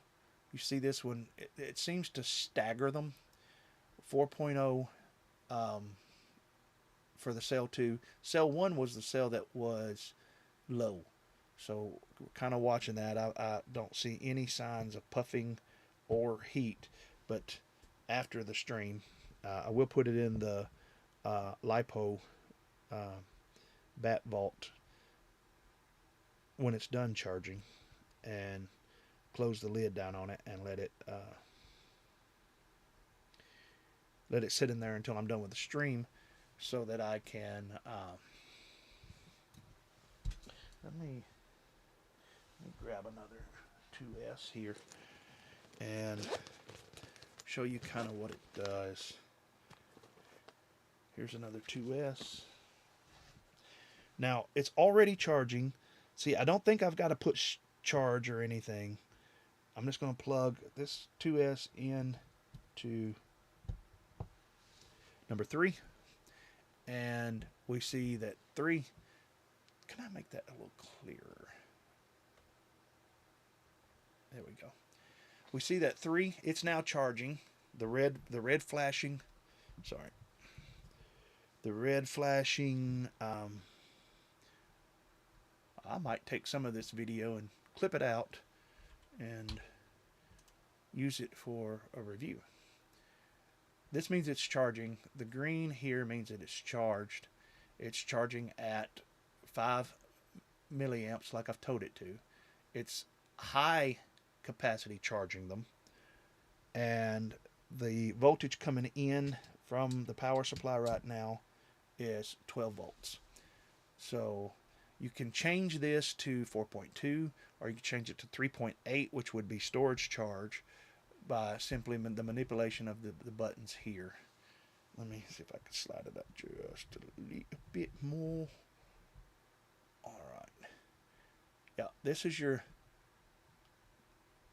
you set your current. You'll tap this before you ever start charging, and you'll see the amps change as you tap this button. You'll set your voltage by tapping this button, which will change here. You can charge at 4.2 volts if these are not high volt, which both of these batteries are high volt batteries. But if you want to charge regular, you charge it at up to 4.2 volts or 3.8 volts, which is storage. you go take them and put them back on storage. This one is, we might see, since this one did, that first sale was low, we may see that this one will not go up to full charge. We'll watch it. We put them on charge about the same time, but this battery was lower than that one. So, but we can see that it's not too much higher than storage charge after all the time, and it's put 212 milliamps into the battery. We'll see if it comes up. If it doesn't come up past it, I'll pull it off and go ahead and put it in the bat vault. So if it does light off before the stream's over, it will filter it in the house. So you could turn your beep on and off, or it'll actually beep and let you know when that one's done. I'm assuming that the beep is off, and then you'll just long press to start and to stop your charging. So let's see. Let me hold it here, see what happens. We're going to stop it. It stopped. None of them are charging now. And if I want to go to 6 amps. That one is creeping close to being a bad sell, eh? Oh yeah, I think it was a bad sale, just for it to be at 1.6 when it started. So 1.7, 1.8, 9. Let's see how high it will let you charge a 1.3, 1.4. Yep, 1.4. Definitely So, a slow sell. Maybe should get it a helmet for the bus. Maybe. So now we could change the voltage. That's storage charge. Or if you want to charge it 3.85. I like to charge at 3.0 or storage charge. That's for non-high volt batteries.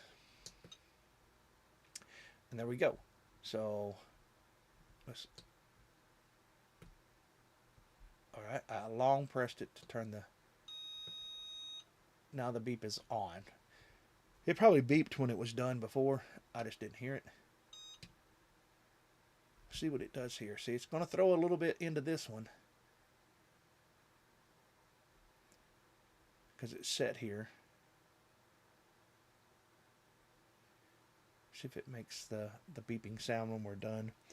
But this one when it started, the first sale was at 1.6 volts, which, I know there's probably people watching it right now saying, don't play with that, get that thing out of your house.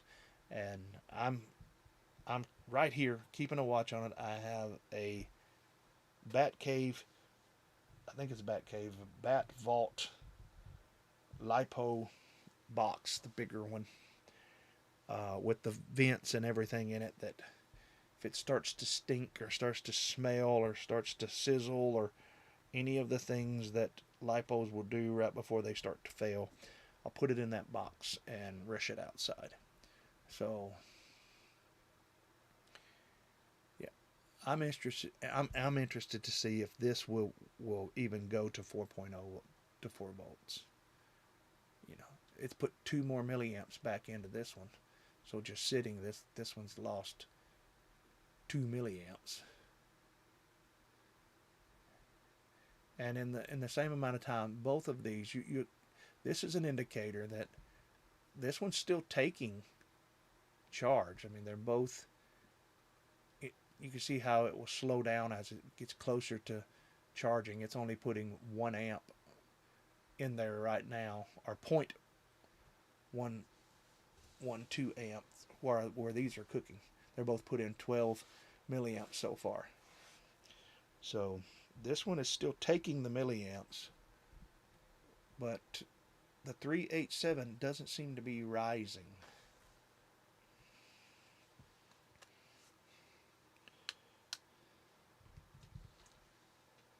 So I don't know. I wasn't intended to do it. If it was hanging out at 3.7-ish, yeah, it would be probably bad. It's a slow riser. It's a slow riser. Slow riser. Take it easy. Now, I might take it, once it gets up to 4.4, I might take it and go ahead and move it back to storage charge and see if it will get them even. Yep, I heard it beep. This one's done. Don't know if y'all heard it beep, but it did beep. And so, yeah, it's thrown this one, which the sale is good. The packs are good. Both of them are about the same. It's throw 21 amps, 21 amps.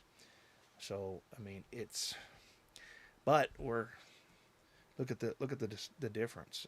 We're at 4.1. I think it was at 4.03 when it started. So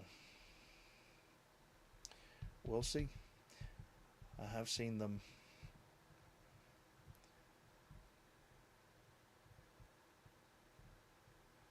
No. The tooth store, won't it tell you if it had a bad cell before charging? I don't know. I don't think so. Let me see. I'm going to have to move my light here to look at this. Red light indicates charging. Yellow flashing means When it's I change, discharging. I have a smoke detector next to the batteries. Yeah. Well, a lot of times I'm right here with them. So, in my experience, I've had a couple batteries light up on me. Most of the time, you'll smell that sweet smell. Some people say it's fruity. It almost smells like juicy fruit to me. Both times that I've had lipos that I was charging here, well, both times that I've only had 2 lipos ever go off, and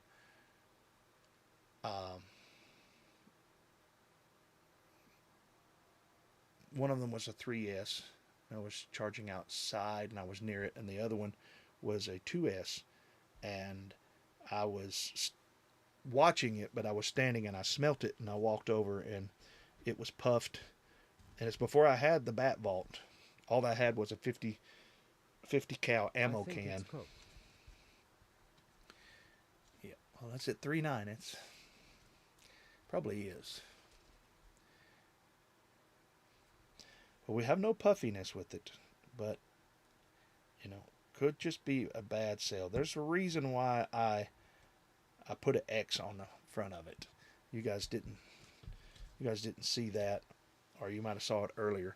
I've marked this battery as being potentially bad. I probably tried to fly it and it drained really fast, and I marked it and then just 0.23 V diff. Yeah, now they say that if it's it needs to be more than 2. If it's 3, if it's 0.3 volts different than 0.3 volts or more, then you should probably toss it. But the question is, is the tootster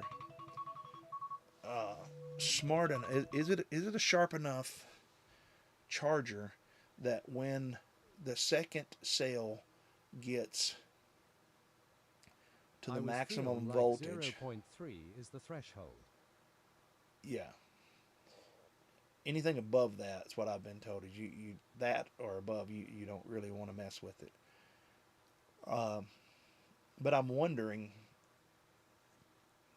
if I continue to charge it, and I'm standing right here with it, I won't leave this battery from this point on. It's not going to be left by itself with any kind of a charge in it. My test that I want to do with it is I want to charge it up to high volt. If it will go to 4.3, I'm going to try it. And I'm going to set it outside tonight in a cinder block away from the house. So if it goes off or whatever, fine. I live in the country. It's as much rain as Tennessee's had. It ain't gonna set anything on fire. It's rained like 3 times today, probably close to over 2 inches here today. So we still see that 2 and 3 have both dumped 52 milliwatts or 53 milliwatts into the battery.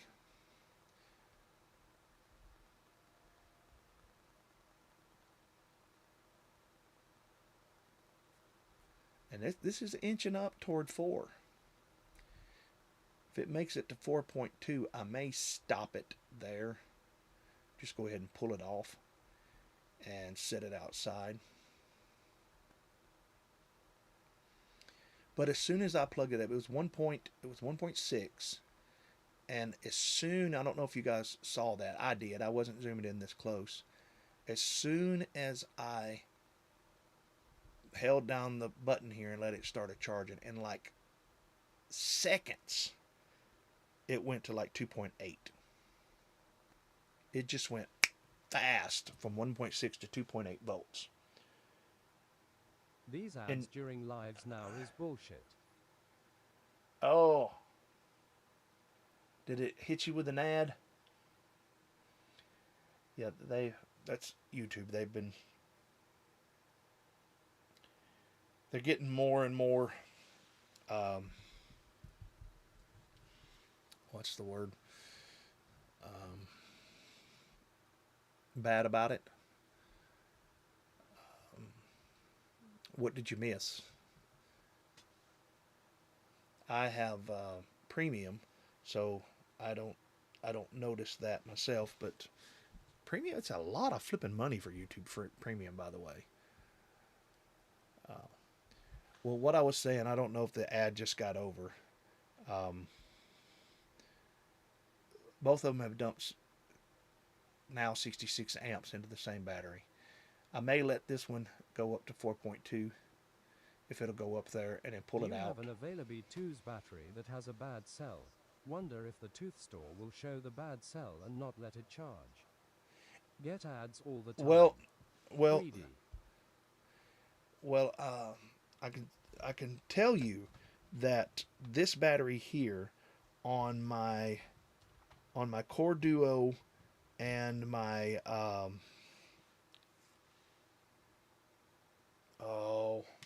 my other main charger, when you plug them in with into 2S into a balance charger, it would show you that it wouldn't even attempt to charge it because the voltage is too low. And you could do but this one did. This one did. So that's something. It's something that I want to know about the Toothster right now. I mean, I want to know if it will attempt. At some point, will it say bad cell and dump this off or drop it? But it did not at first. Where my main charger didn't, it wouldn't charge it at all.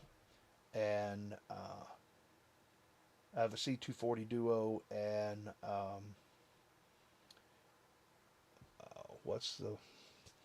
there's one that I use in the field. I think it's a Hacko. It wouldn't charge it either. So this one did when I plugged it up. So that is, I don't know if it's a red flag, but it's definitely a flag. So now it's only supposed to do a couple of ads. How many ads are you guys experiencing? Because it's telling me that it's only, only interrupting the stream, like a couple of times. So yeah, let me know. I mean, there might be something I can turn it off where there is no ads, but they threaten monetization with that and all of that. So I don't know if they're just blowing smoke or what. So we can see here that battery 3, I mean, it's staying real close. And,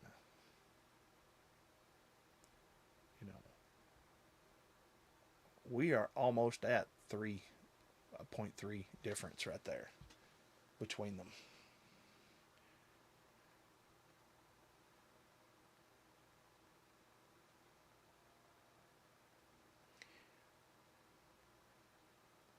I wonder if I should jump it. Let me think about this for a second.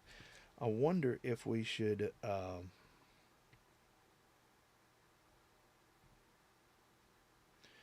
wonder if I should try to put it on storage and see how fast this first cell goes down once it starts discharging. I have had 3 so far, and I was late to the stream.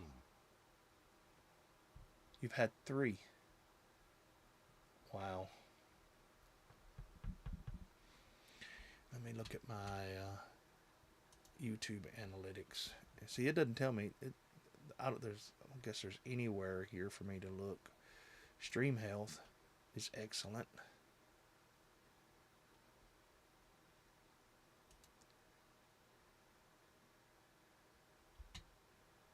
Analytics.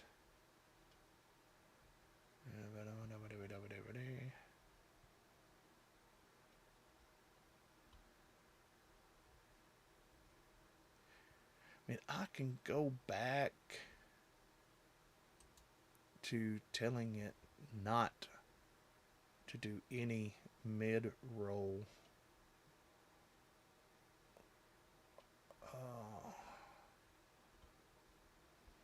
No mid-roll.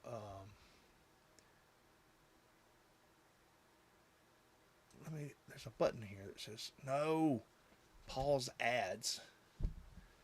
Now it's counting down.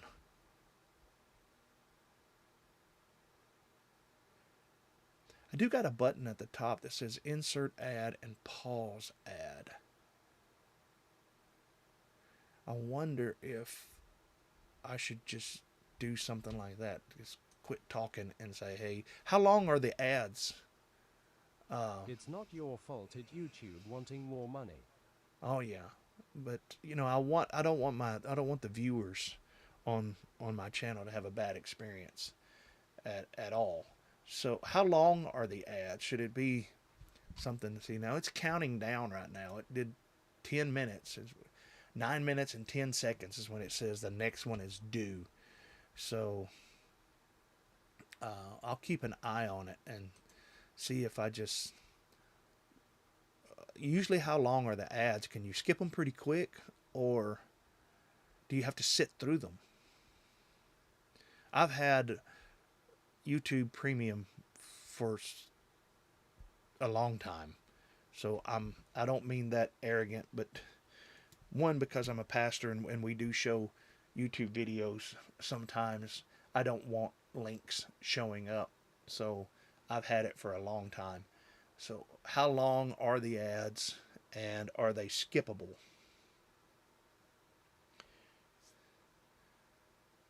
So that's something you guys can answer for me. I'm gonna stick on here until, see, it's 8 minutes 10 seconds right now to when it says it's going to show another ad. So maybe I can take my phone and switch to my mother's account, and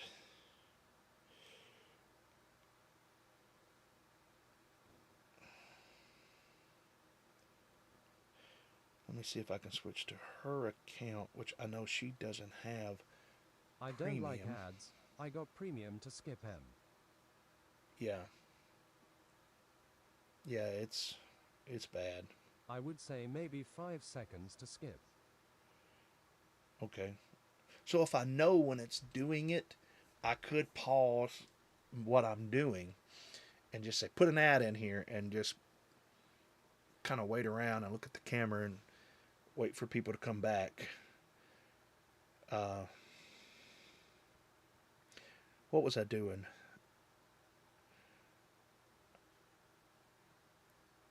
What was I going to do? I was saying I was going to do something.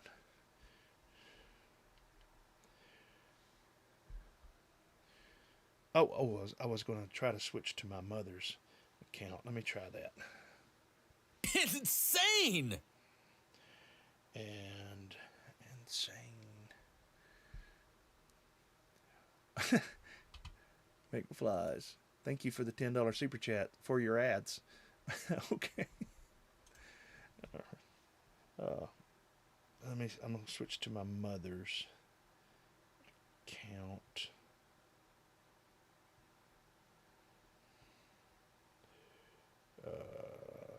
Let's do it here. Mom, if you're watching, I'm fixing to mess with your account for just a second. Don't. I'm gonna have you super chat me. I bet it won't work. Let me see.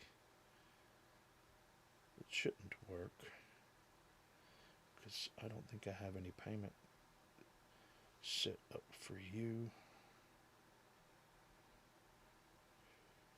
Can I super chat you?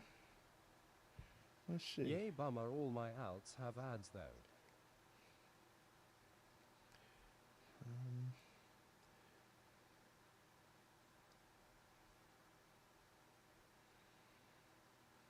I don't think it will.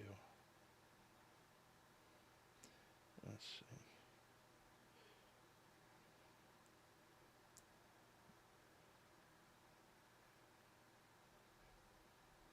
What?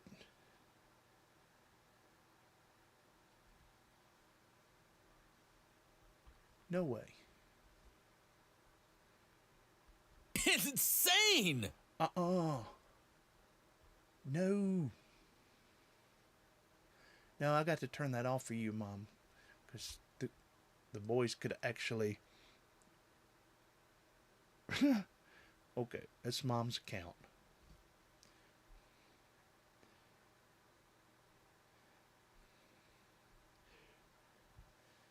Hello to my best son.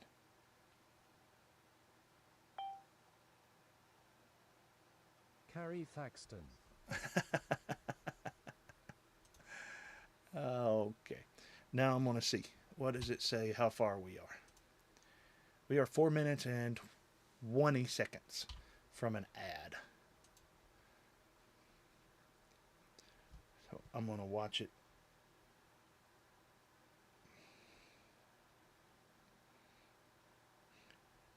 Mama, I owe you $2. Which is bad because YouTube's going to take 30% of your $2. How's it going? Hi, Mom. That's not Mom, but she's not.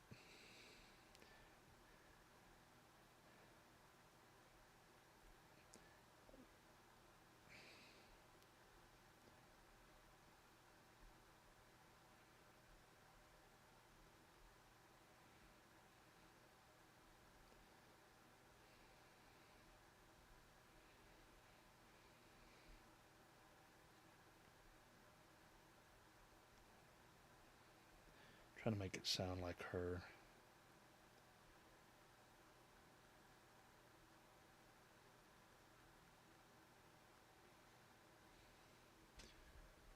All right. This is at 435. Look at this. This is... All right, let's see if it will try to... Warmth. No warmth.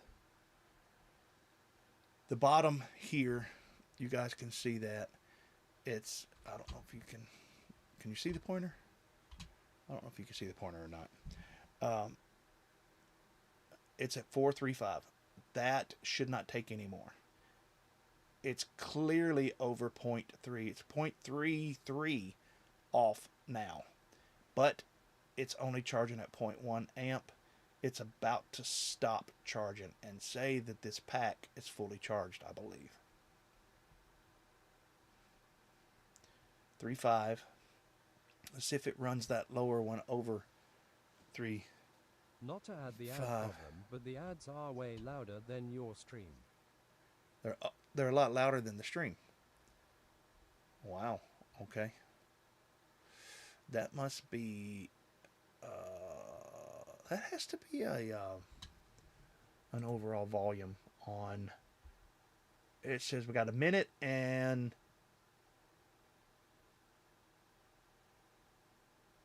50 seconds. So hang on, I'm on a. That's got to be a OBS thing. If I turn my microphone up any louder, it starts to clip. So probably need to look at the settings and see if I can turn up the overall. It's at 0.1 amp. Will it continue at 0.1 amp, just trying to dump into that one cell until it brings this cell up? I don't think it will. I don't think it can. All right, we're getting close, right? To a commercial. All right, well, 1 minute from a commercial. Let's see, 59. Ad delays. Ad will renew shortly. Let's see.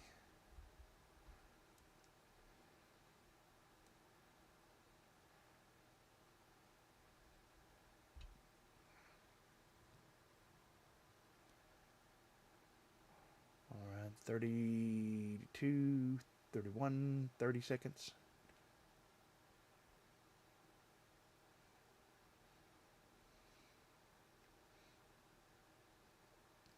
$20.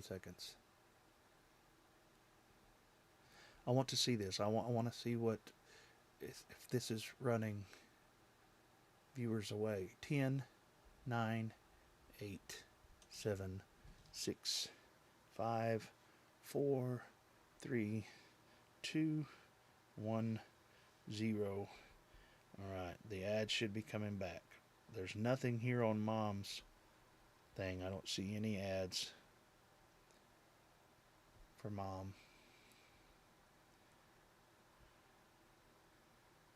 Don't see any ads. Are you guys experiencing any ads right now?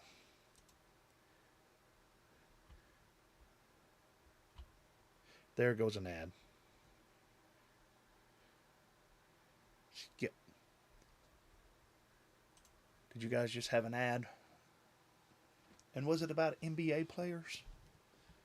Mom's just showed an ad, and I was able to skip it in about 5 seconds. So if I know when they're going to do it, or if they're telling me I've got to do at least a couple, maybe I need to turn them off and say I will do it myself when there's nothing going on. That's probably what I should do. This is continue, by the way. It hit again.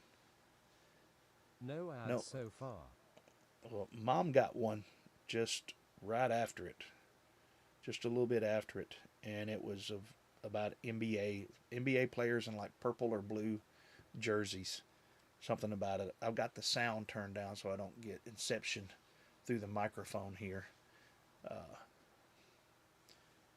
But now let me try this. No ad right now. Okay, let me try this. There's a button that says insert ad. I'm going to count down in 3, 2, 1, insert. I'm not seeing anything from Mom. I don't see an ad. I don't see an ad. I don't see an ad. I wonder if that's inserting it in the... Oh, that might be what it's telling me that I'm doing wrong, is that on the playback, I probably need to insert ads so when people go back and watch it, it's a planned ad. I don't know. Mom still don't have an ad. I hit in my YouTube studios. I hit an ad. It says insert ad. All right. You say hit it again. And 3, 2, 1, hit. Ads inserted. Got that one. Okay, Mom didn't get it. Okay. Mom still don't have one. Okay. If you're coming back, I'm just messing with ads. I'll get it figured out like anything else. Maybe I just need to tell it, don't you insert them. Let me insert them. And we will see how that ends up working. Notice here, I like, as of right now, let me switch back off of Mom. I do need to tell her that the boys, my great nephews, could buy super chats and stuff because they watch her account.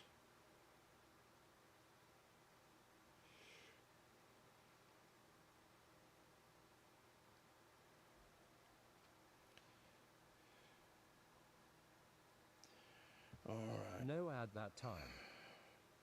Huh. Okay, so it gives you about 5 seconds. Is that what you? No ads. What? No ads. Okay. So, all right. Let me see here.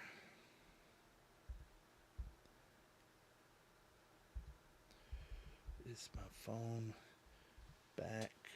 There we go. Yep. All right, I'm back.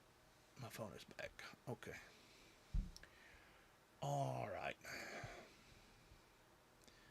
Probably need to watch on it. One of the things I was saying that is kind of hopeful is this was at 435 earlier, and it was at 0.1 amps. This is dropped to 432 while this one is starting to rise. It's like it's balancing it, like it's supposed to be balancing it. I'm interested to see if it will balance it all the way out. Because the difference, it was at 0.33 difference, and now we're at 0.28. And let's see if that distance between cell 1 and cell 2 gets less. Notice that cell 3 that's just charging regularly, it's dumped 210 milliamps into it, and now only 51. And these two have been running, they all been running the same time. This one's done, so I guess it's just maintaining. But you can even see the difference here between the cells are slowly dropping as it sits, so it's not going to maintain it. It'll slowly drop. But these are also 2-year-old cells. I mean, I've had them for 2 years and not been the best to them. So we're at 326 now instead of 325. We were at 28, now we're at 27 different. So I'm interested to see what this does. And next stream, by the way, let me say this. There will be no stream Thursday night. Probably should have said that earlier in the stream. Also, so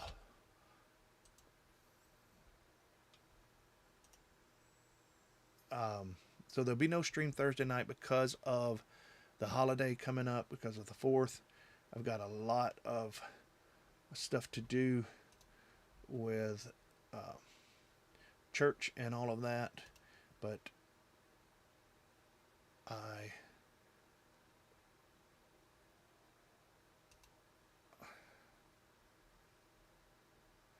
okay, yep, I have started Streamlabs.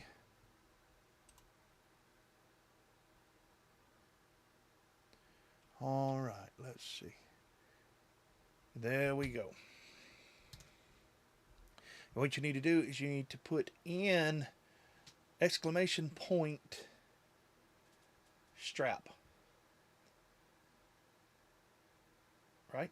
Is that what it says? Yep.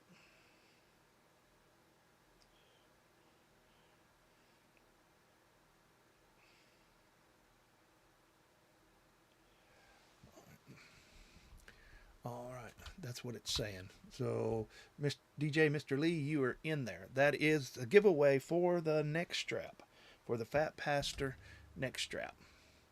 Remember, I said I almost forgot about it. I said I was going to give it away, and I almost forgot completely about it. So, yeah, that wouldn't be good, would it? That if I forgot all about it. McFlies. So, as Mr. Lee, where'd he do it? This is what you need to type that into the chat, and you will be registered to win the PhatPastor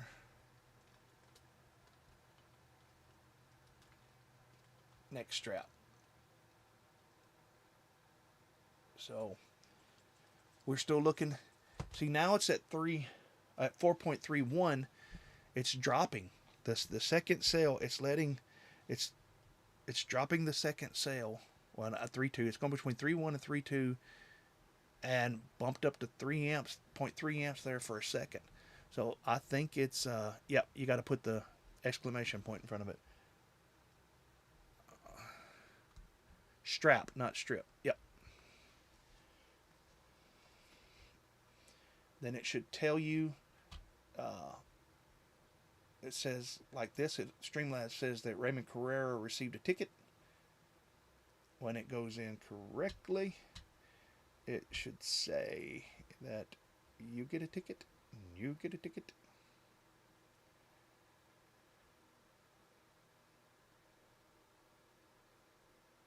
Why is it not saying you're getting a ticket, Strap? You should be getting a ticket.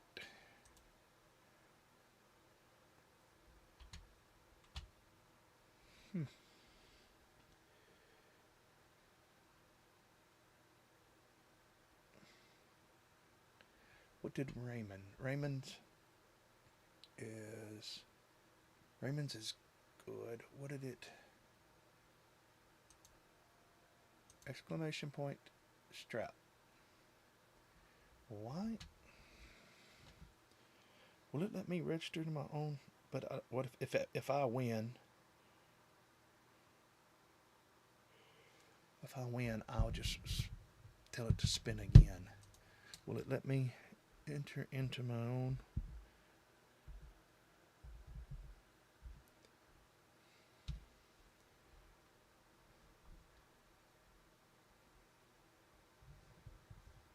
No R. It's not supposed to have an R. Stap? Is that what it says? Is it supposed to be stap? We still got 3 minutes and 50 seconds. Let me try again.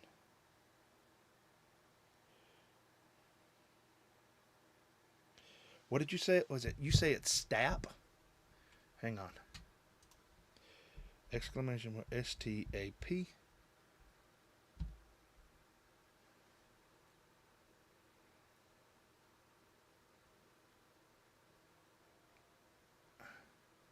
Yep. It's S-T-A-P, guys. Night Train FPV. It's S-T-A-P. I'm sorry, guys. I spelt it wrong, but you still got 4. Okay. I think it's a 10-minute. It's not counting down. It's counting up. It's supposed to be a 10-minute timer. So you need to put stap. So, right, yeah. Now we're getting people come in, which I'm in there. We got DJ Mr. Lee, Raymond Carrera, of course me. Night Train FPV's got one. Dub's got one. And McFly's has got in. Again, so you got to put in stap. You can win the PhatPastor stap. So look, so we're back to the program. We'll let this thing run for a little bit longer, and then we'll pick a winner. We can see here 431. This is climbing. It's trying to balance it out. There's no heat at all in this cell. I'm hopeful. 2 hours late, but man, I'm having to turn my stuff way up to hear you. Okay. All right. Let me look at something. Let me see if it's gonna let me do anything with the overall volume. Where is the overall volume? I probably can't do it until I'm done. Yeah, it's telling me that I can't do it during this stream. But my audio's been fine before in the past, so just after the update, I guess I got to run my audio louder. So let me see if I can turn. No, I can't turn my the gain is all the way up, and the gain is all the way up in. Hang on. Let me try something different.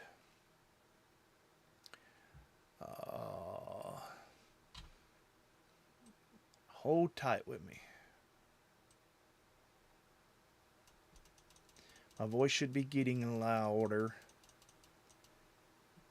Is that any better? I've told it to output my voice at 130%. I should be talking the same loudness that I was, but I told this microphone I've pushed it up. Not much change. Let's stop. Yep.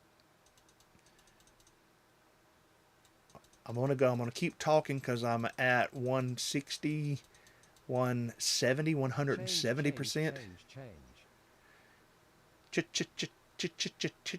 Time to face the change. Changes. So, all right, that's at 170%. Is it any louder now? Changes. CH changes. Not a change. All right, I'm going to try 250%.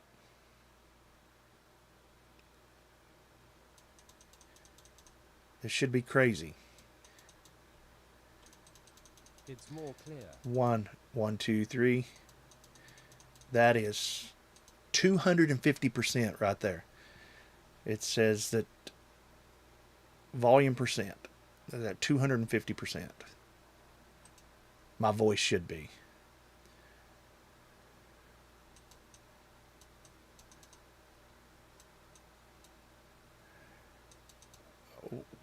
What about Greta? Is she loud? How dare you!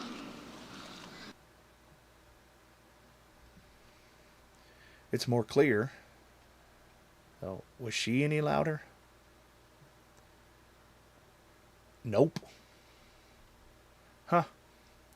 And I don't know.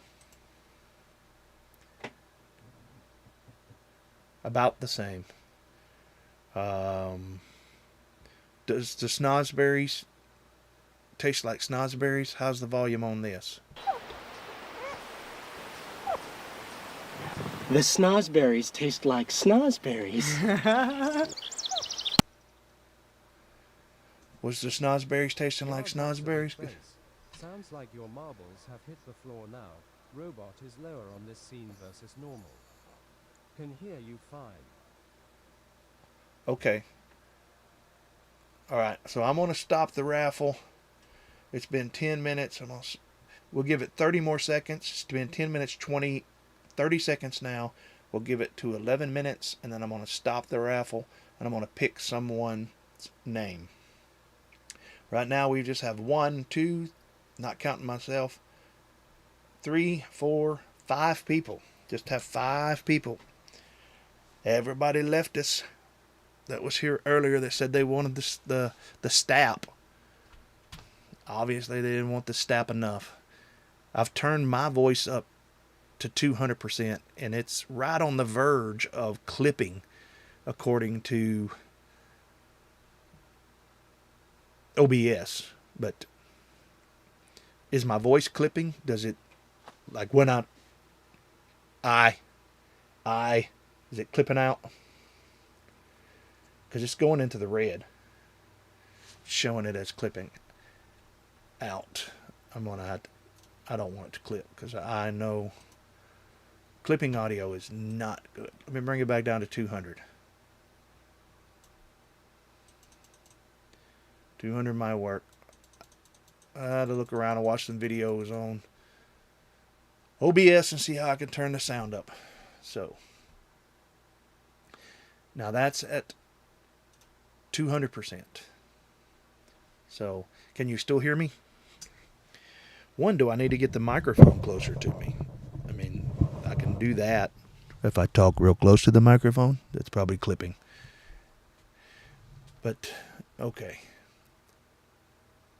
I've thought about putting my microphone, because doing like that, you can hear it. Notice, if we're still watching the Whoopster, no hot sale. Notice we're at 430, but 411. Now we're only, what, 29.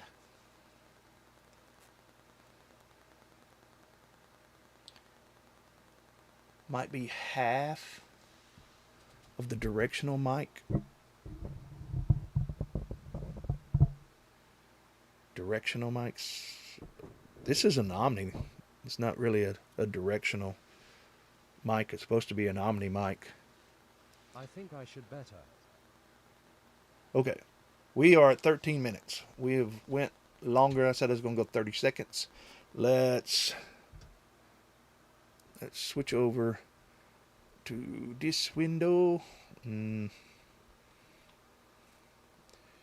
Here. Oh, come on.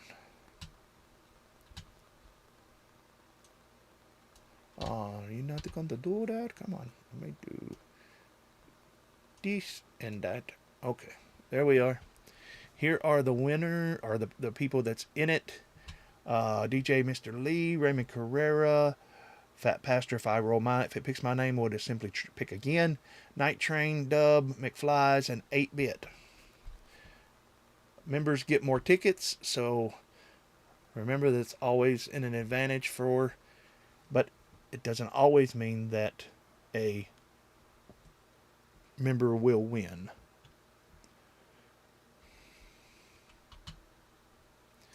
All right, let's pick our winner. You said 430 or was 420? Let's try that again. I don't know.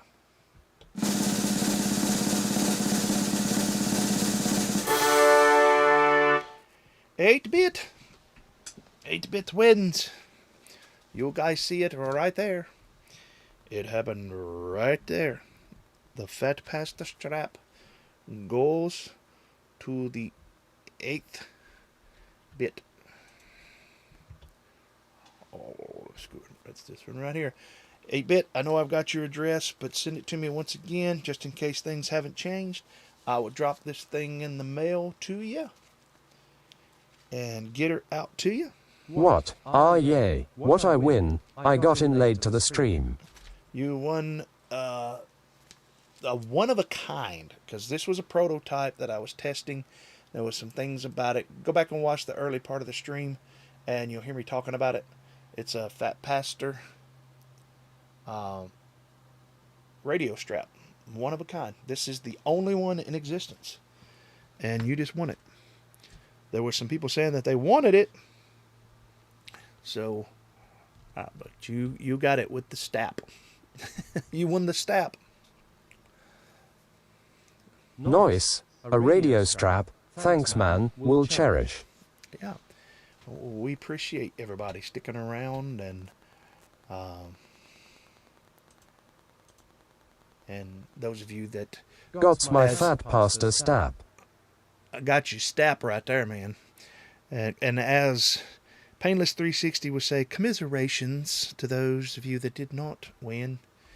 Now back to the show. The second sale continues. It continues to drop. Now we're at only a difference of 15.15 amps between them, when at one time it was as much as 3.3. I think it was 0.33 at one time. So the Toothster is doing a good job, in my opinion, of balancing. But, you know, I do believe that there is some issues. Excuse me. I do believe there is some issues with the second lipo, but it's continuing to take it in. It's only put in 100. Let's look here. Only put in 174 milliamps, and it's been running the same time that this one has. This one's getting close to being done, and it's put in 295 milliamps.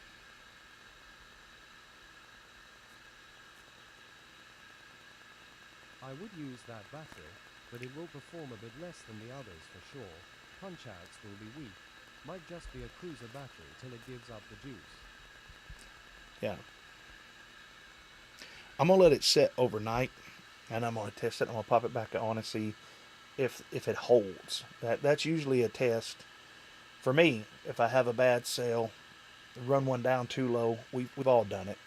Run one down too low and do the NiCad setting on your, or the lead acid, whatever, just the battery setting on your charger, and get it to throw an initial juice in there, get it up enough so you can charge it.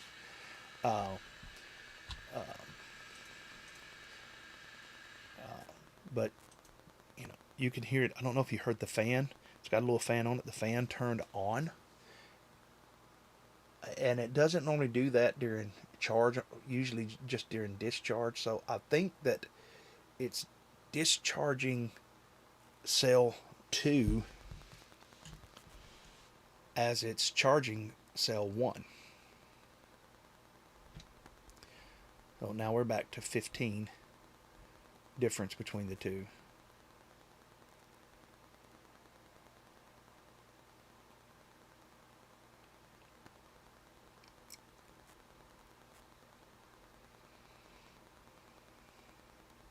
Yeah.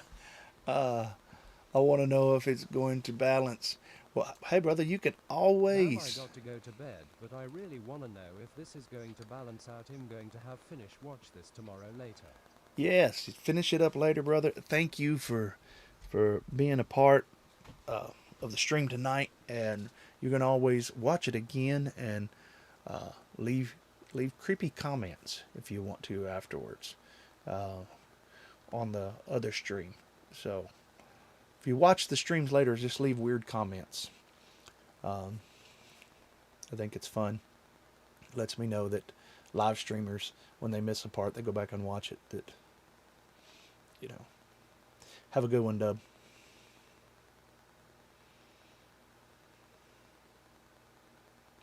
Planning to go to New York in a couple of weeks. Niagara Falls. Got 5 quads checked on Crossfire with DJI ready for the trip. I ain't flown FPV in 2 years. Test this week before my trip. All right. You're not planning on flying your quads over Niagara Falls, are you? Because I think that's restricted space, isn't it? Don't know if it is or not. Maybe from the Canadian side or something. It's not. I don't know. You got the potato? You got the DJI potato? We're bringing the potato. Are you coming to the States, or are you just going over? Wait, no, you said you're coming to New York. Yeah. In a couple of weeks, Niagara Falls. That's cool, man. Hope you do get some video. See, now we're down to 13. This is like a slow da da da da. Now we're down to 0.13 difference between them. So, why do I keep thinking that you're from? I get it mixed up. I'm sorry, brother. To get the northern lights in some FPV Vidseo or HWHOA. Oh yeah.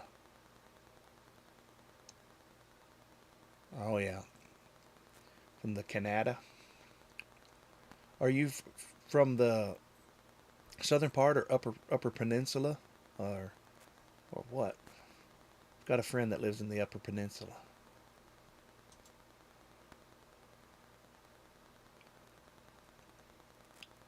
He helped form our Discord. Let's see, is there anybody on our Discord? Not tonight. Looks like a quiet night on the Discord. We're still at 13. Now see, it drops to 2.8. So when it drops to 4.28, will the first sale climb? Yep. Watch it. It's going to go to 0.17. Yep. So it's balancing them. It is. The Toothster is doing a good job of lower half central. Okay, Bay City. All right.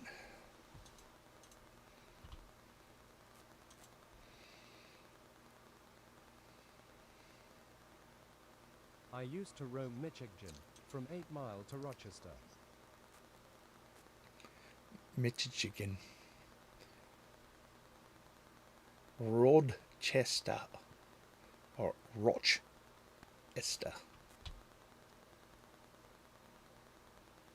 Alright, well now we're only 11. Now it's only 11. Not 13. Now it's a 0.11. I might, if it gets to close to 4.20, I'm going to stop it for tonight. Because we could be on here for a while. Because it's taking this thing a while to go from 3.8 to 4.1. Might take it a while to do those last 300ths of a milliwatt. Or 300ths of a watt. So, weak cell count. Not so good.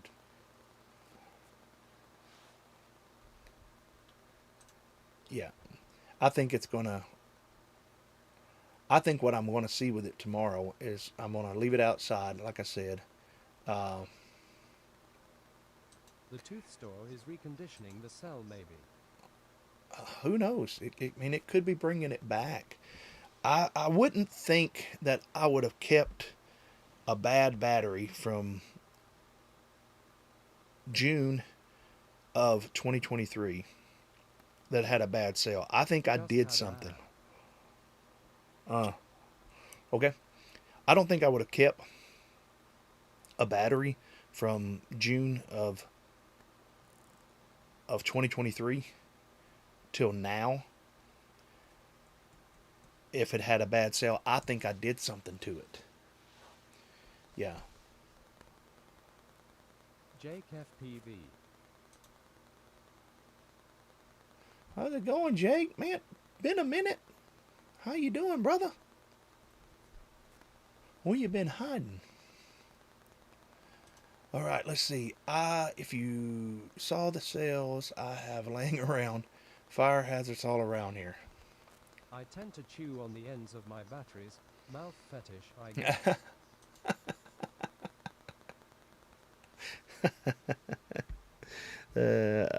Why do I not doubt that? Now we can see here This one is finished. We got the little green light, so it's finished. It put a total of 303 milliamps into that battery. But neither one of them charged them fully up to 335. That's something I noticed. It'll get them up there, and then when they settle back down, they'll be a little bit lower.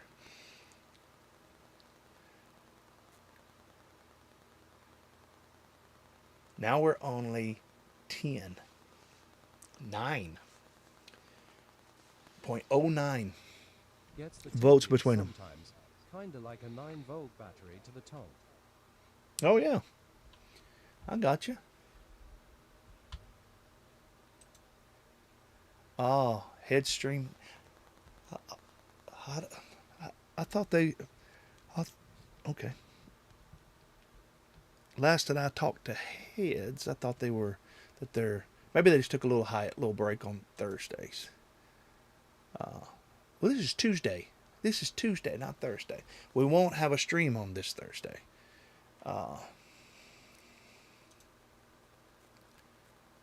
2S batteries, you're running high volts. They're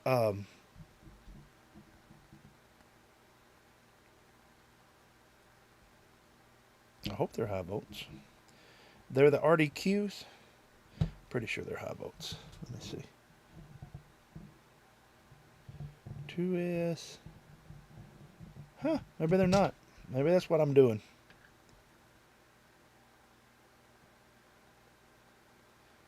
Maybe that's what I'm doing. Or maybe I'm killing them by charging them to HV. That could be it.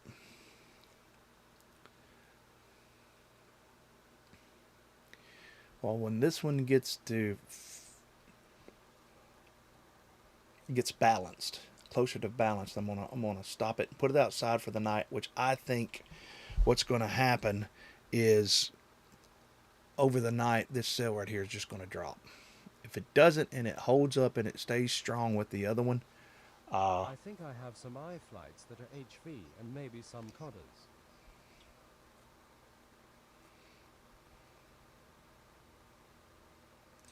yeah, you can go flamey time. None of them are hot. They've been charging for a while. There's no heat, no puffiness. So, yeah. I might, when this one gets, that's at 420 and 428. Let's let it get to like 421, 420, a little bit closer, like within 3.34 volts of each other. And then I'm going to shut that off, and I'm going to take these two and turn them on storage charge to run them back down to 420.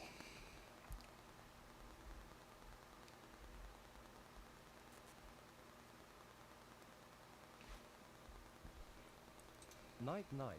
May the tree frog sings a lullaby. Night, brother.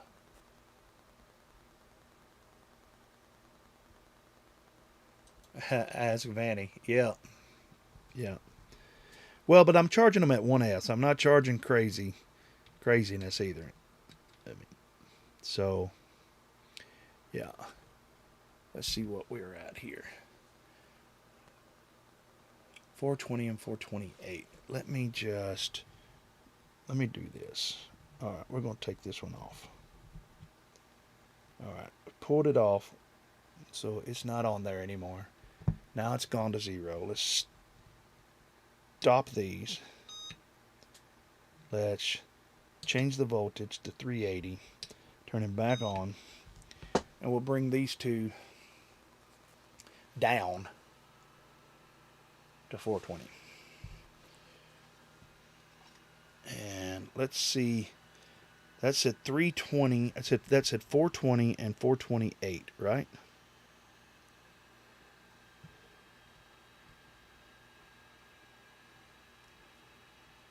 Now this says, I don't know if y'all can read that, 420 and 431. 420. Let me do this. Well, that don't help a bit. HDzero version 1 needs new home. Right here is a great home for the old school.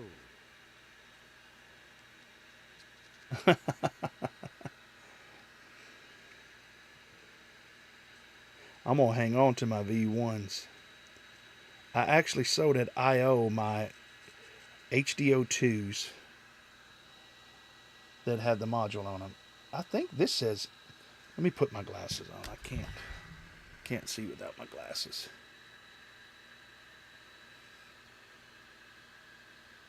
I think it's saying 428 and 431. I've got to put my readers on. Nope, 420 and 431.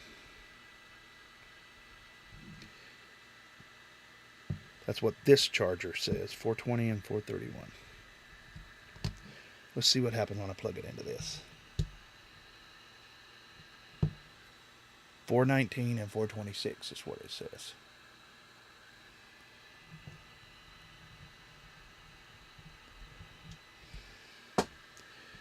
Let's see it here.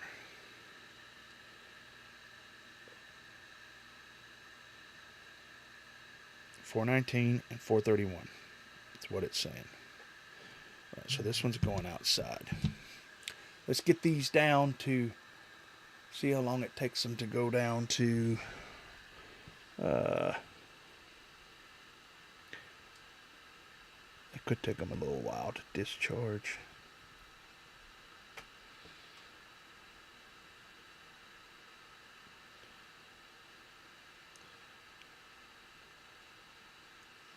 Let's stop it. Oh, you can change the amps while it's in the middle? Yeah.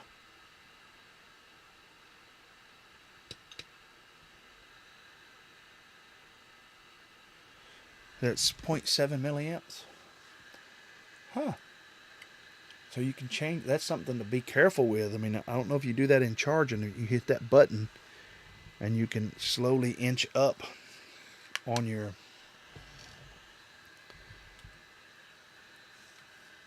charging and cause an issue. So what did you guys think? Did you guys watch the Jake, haven't had time to watch your new video on HDzero 2s. I'll watch it here soon. How are you liking the new optics built in analog? I like it. I heard from someone who has it that I've not seen their review, that they had issues with their internal analog. But the analog worked better for me than the analog bay with my Fusion.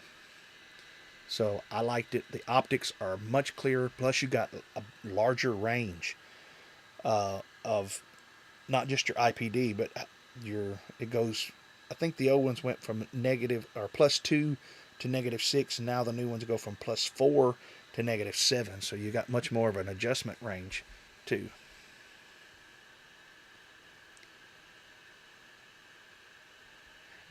I didn't know that this one, I've just got this out of the box, Jake.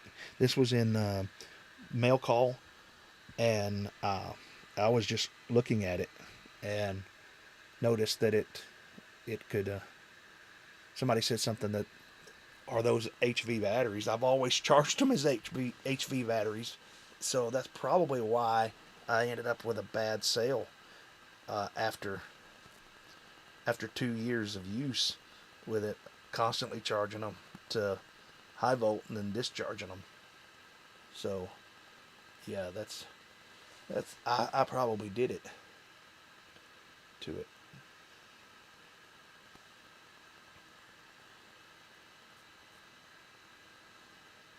We'll let these get down closer to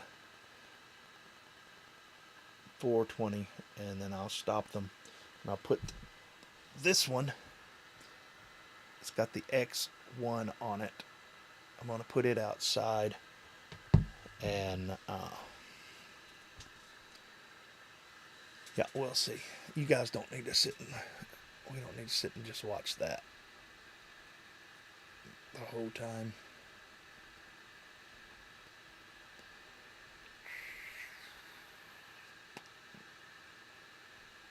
go. So we'll take this one. It's got the X1 on it. And I'm going to set it outside. It was showing 426 and 431. 420, 419, 431. So, need to write that down. 419, 431.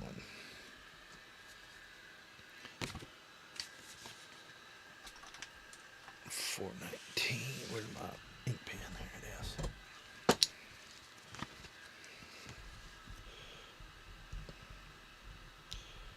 That's going to tell me a lot if I get up and 431. If I get up and test this after it's been outside all night and that first sail is sagged way down with nothing on it, then that's probably good enough for me to be like, nah, going to toss her.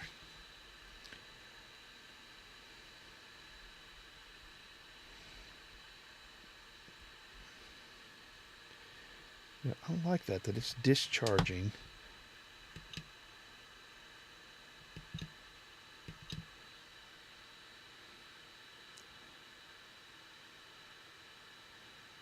I told it to do it at 1 amp discharge.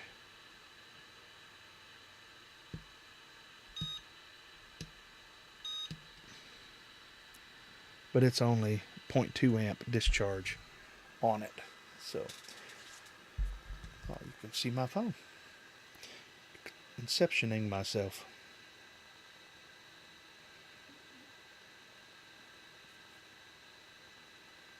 Now, I don't ever charge very high. Most ever charges are like 2C. And I've only had 2 batteries ever go up on me that wasn't. Now, I've had some that I've intentionally drove a nail into or... How's it going, man?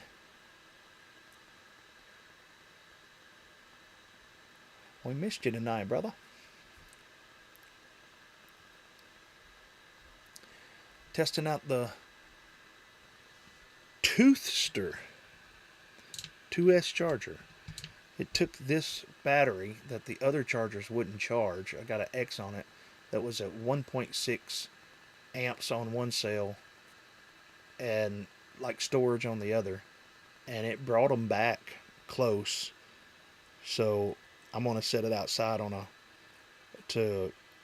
I stopped it at 4.20 and 4.31, and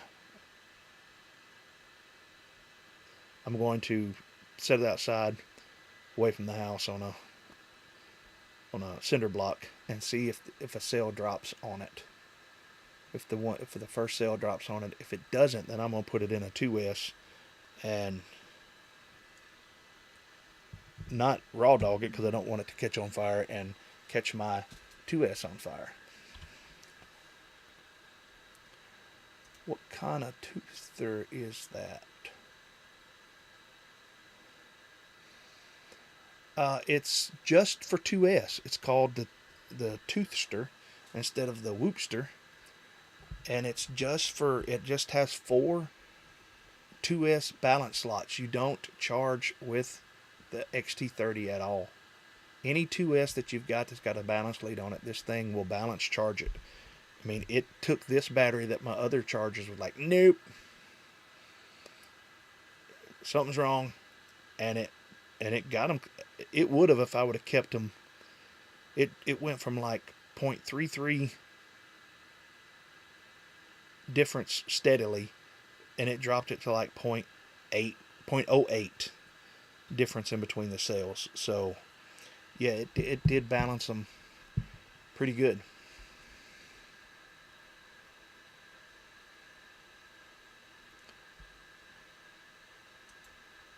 Well, the BT3, I think that's a little bit different. That's the not from Beta FPV. This was recommended by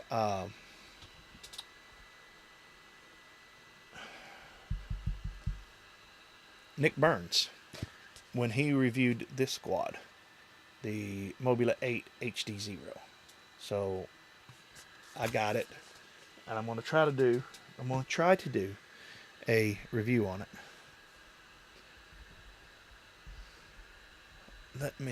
Alright, I think we're getting close here. 422, I'm going to stop them there. Alright. So both of these are at 422. So, alright. That was, I guess a preliminary review of the Whoopster, or the Toothster. 2S Toothster. So, alright, we did a giveaway. Somebody won a one-of-a-kind prototype PhatPastor strap. And we did ask you guys, I don't know if I ever seen any thumbs up or thumbs down on it as to what you guys wanted me to do with it. That was you. That was me. That was you. Yep. You got it. That's a one of a kind, man. Yeah. If one day I'm not here anymore, that might be worth some money or something. I don't know. After somebody took a razor knife and jabbed it into the tire of my car today at Walmart, you might somebody might yank it off your neck. I don't know. But yeah. So that was the Toothster, which is like the Whoop. I can't wait to get it. I will try to get that shipped out in the next couple of days. My week is crazy busy, but I'm going to try to get that out to you. Thank you, Marty. You are welcome, brother.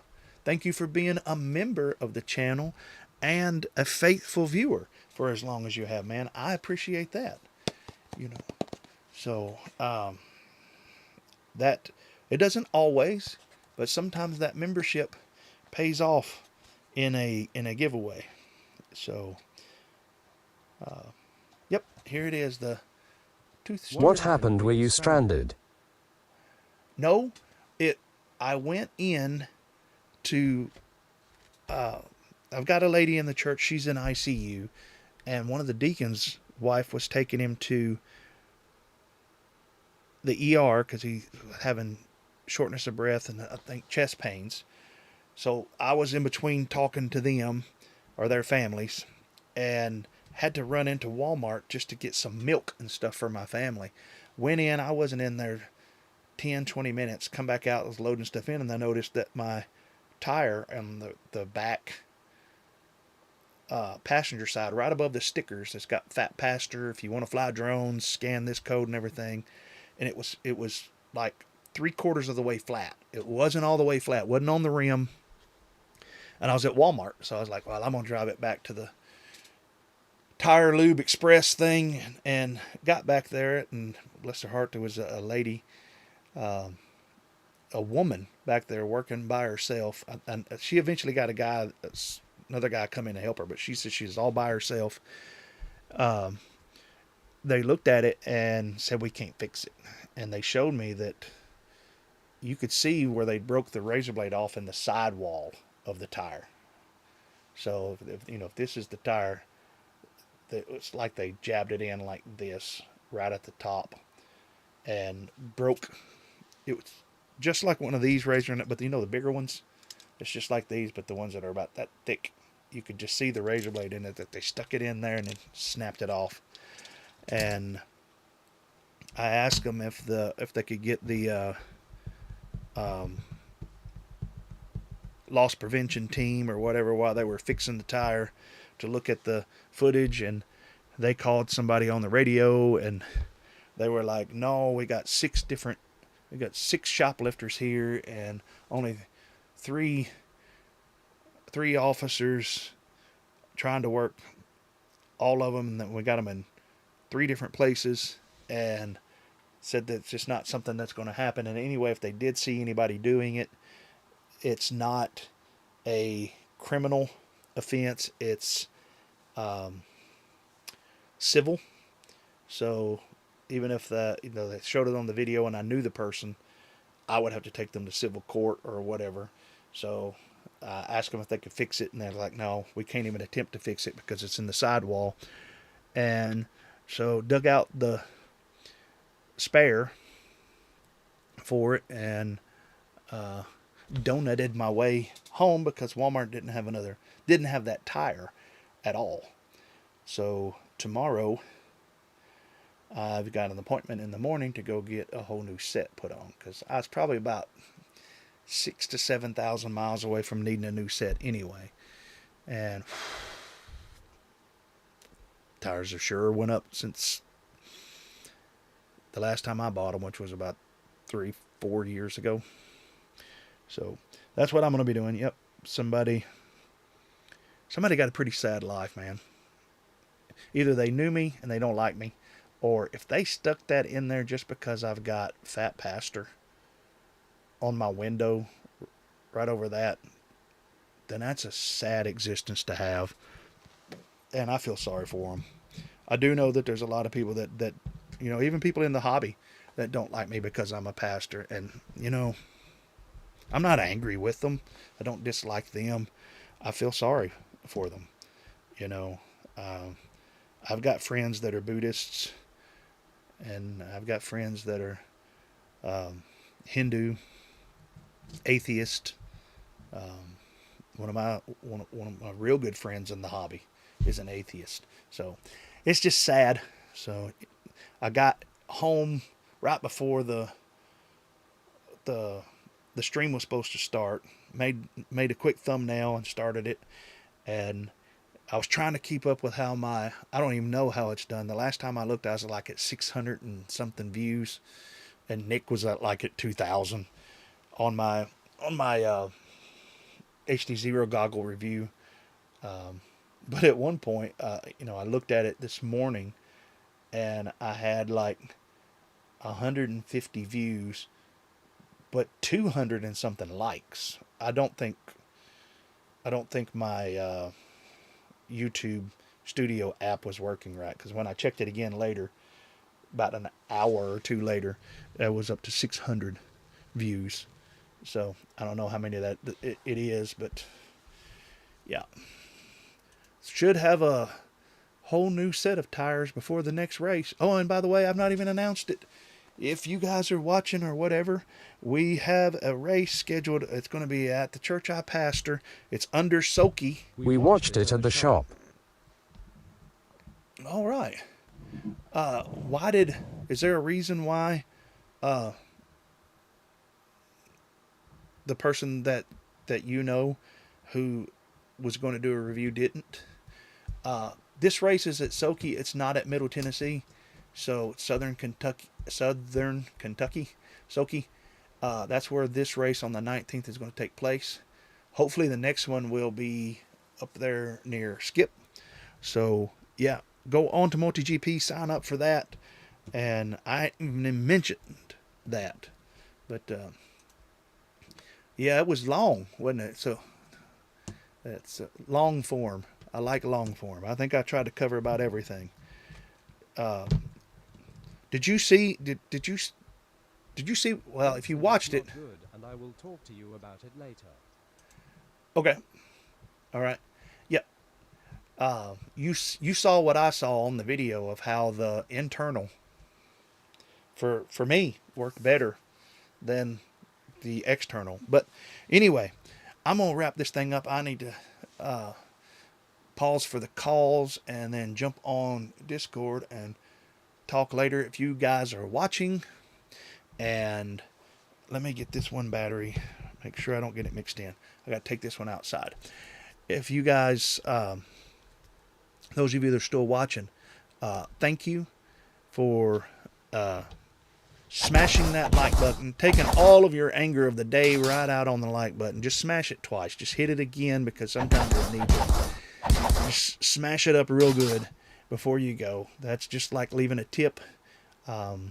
If you're not subscribed. Most of you are. Thank you guys for watching. And remember, wherever you're at and whatever you're doing, keep flying and rise up and meet me in the air.